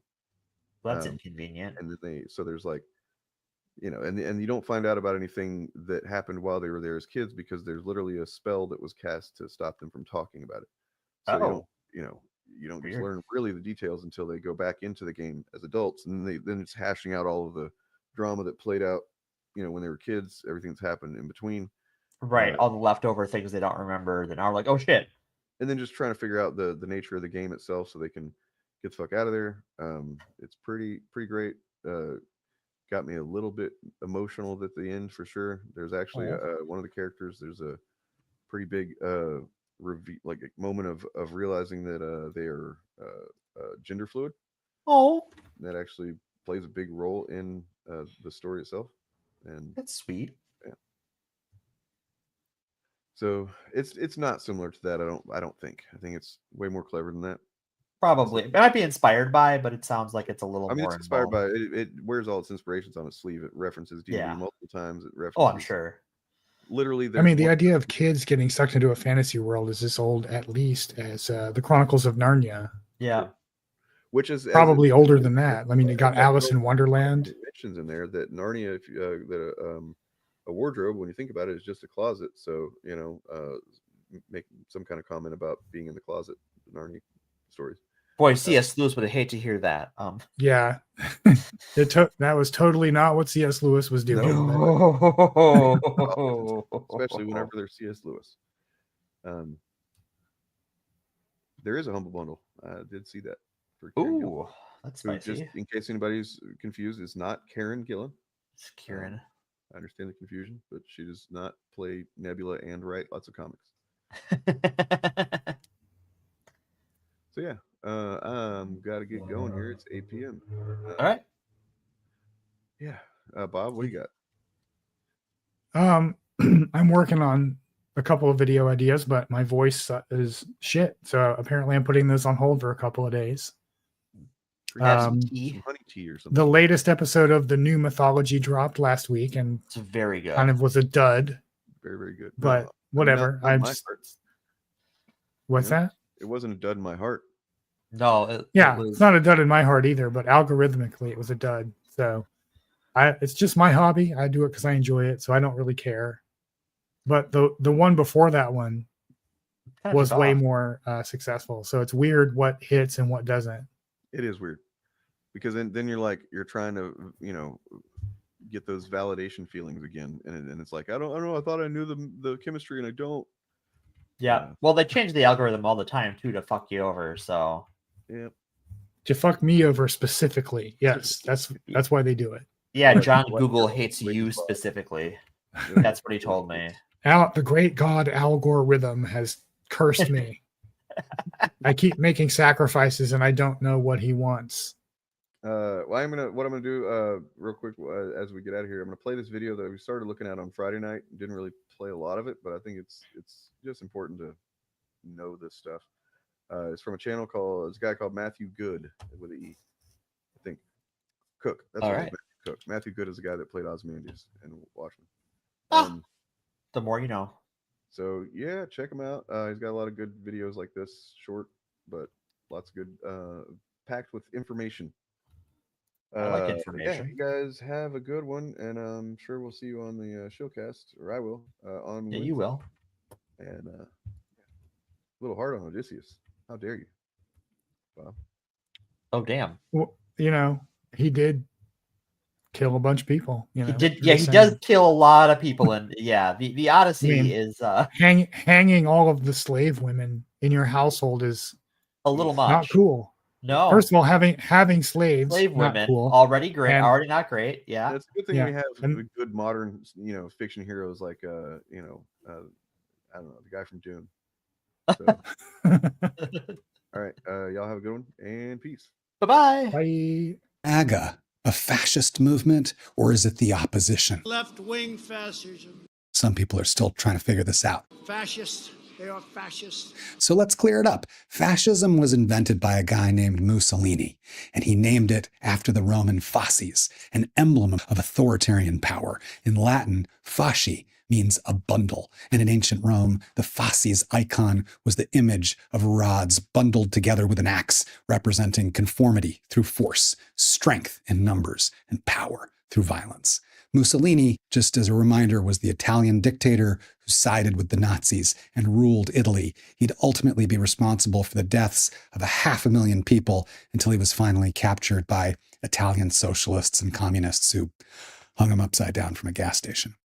So Mussolini was opposed to democracy. He thought democracy in general was a failure because it wasn't really able to crush communism and socialism. And just in general, working people should not unite against wealthy interests. That's divisive. And it leads to international unity between people all over the world, which is not good for war. And war, he thought, was good for Italians. Now, who were Italians? Oh, Mussolini believed he should get to decide who was a real Italian and who was not, which he eventually just identified as white people. And so his primary message eventually was that white Italians were getting replaced and diluted by foreign races and religious heretics who were all weakening Italian culture. And so he adopted Nazi-like laws to maintain a white supremacist caste system and defend good white Christian culture against Ethiopians, Somalis, Roma, Jews, leftists, homosexuals, anybody outside the club. And so he organized and he financed paramilitary squads, black shirts, who he sent to terrorize and arrest anybody who wasn't a real Italian, and he used concentration camps and mass deportations, and then he cracked down on journalists and comedians and artists who criticized him, and he exercised control over private corporations who were monopolizing every market from food to healthcare to manufacturing and so forth. He got those schools and universities brought under his control. The radical textbooks were rewritten to properly glorify Roman heritage, nationalism, and militarism. And he struck a deal with the church, and so Catholic instruction also became mandatory. And so now we understand fascism to be a cult of national purity enforced through violent domination by the fusion of state and corporate power with no loyalties to anything other than itself. Fascism becomes a religion, another word which means to bind. And speaking of religion, sometimes he denounced Islam as fanatical, killing tens of thousands of Libyans, and then turning around and posing himself as a champion of Islam when he thought it would suit his expansionist plans. Because in fascism, truth and law are not defined by reality, but by whatever the leader says. And to amplify its emotional strength, fascism has to be built on a myth of a glorious golden past which has lost its greatness, which is why it thrives in times of economic crisis when people are struggling and feeling humiliated and searching for jobs and meaning, answers to what the hell's going on. And so in times like these, the ruling class, who are usually the culprits behind these crises, like to blame scapegoats to avoid getting overthrown. And who were those scapegoats? The foreigner, the immigrant, the leftist, the other, all the divide and conquer tactics of what we now call culture wars. That is fascism. Invented by Mussolini, exemplified by Hitler, this one blood, one language, one soil ideology that pretends a nation and its strongmen leader or leaders are the only things that can protect you and your culture and your way of life. Of course, the great irony of fascism is that it does not preserve cultures, it flattens them. For example, until a few hundred years ago, the place we now call Italy used to have 6, 7 major languages: Sicilian, Neapolitan, Venetian, Sardinian, Piedmontese, Lombard, all these languages as different from each other as English and French. And less than 3% of Italians spoke what we now call Italian. Back then it was called Florentine Tuscan. This language just named after the city of Florence, Firenze, in the region of Tuscany. And the thing about Italy that's so amazing is that despite Mussolini, half the country still retains its regional languages at home. It's spoken in families. And a big reason why is because of where the Italian unification movement came from. It came from an idea that cities and regions could unite against the domination of an authoritarian empire. And this is the most important part of the story. The activist journalist, a guy named Giuseppe Mazzini, who spearheaded Italy's unification movement, was inspired by the French Revolution.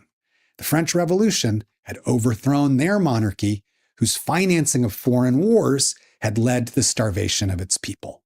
So Mazzini was arguing publicly with Karl Marx. Marx thought Mazzini was ignoring the corrupting power of aristocracy that was going to divide working people along national lines. And Mazzini thought that Marx's scientific reduction of people to economic animals denied humankind a moral, religious unity that could really lift them up. Now, where they agreed was in equal rights for all people. Equal rights for women, the end of slavery, universal education. Gandhi called Mazzini an inspiration because Mazzini's understanding of human rights was grounded in a sense of obligation to each other, a conscious decision of the citizens of cities to work together for the common good, and that the nation was actually just a stepping stone toward a global community, the unification of all cities against tyranny for universal human rights. Now, Marx thought this was just romantic nonsense. And as a former playwright, Mazzini was a bit of a romanticist. That's why he endorsed Tuscan as the common language for Italia, because it had been used by all the great Tuscan poets, novelists like Dante, who had denounced the corruption of religion, Petrarch, who had railed against the decadence of petty tyrants, Boccaccio, who satirized power. And so this whole unification movement was tied to this artistic spirit of rebellion, of individuality, starkly opposed to monarchies and authoritarians, separatists. But that vision of a nation, Mazzini's vision of a nation, got totally hijacked by Mussolini, who twisted that concept of a stepping stone to global unity into one of regional domination, the worship of a nation whose diverse peoples must all conform to the image of Mussolini himself, fascism. So in the end, Marx had been right. Mazzini's vision lacked solidarity between the working classes of the world. It fed new rivalries now between nations. And Marx had even predicted that an isolated working class in a stalemate with its aristocracy could easily fall victim to a charismatic authoritarian who'd rise above them all, pretending to represent the people while safeguarding elite interests. But Mazzini was also correct that a sense of duty, sacrifice, and higher purpose was more universally appealing in giving life meaning than just a class struggle alone. Divided, in the end, both visions lost to Mussolini and Hitler. Had they unified, the world might look quite different today. Any of you incels, QAnon, 4chan, Snyder Cut motherfuckers want to get on a line now? Anybody? I think so. Forced adversary.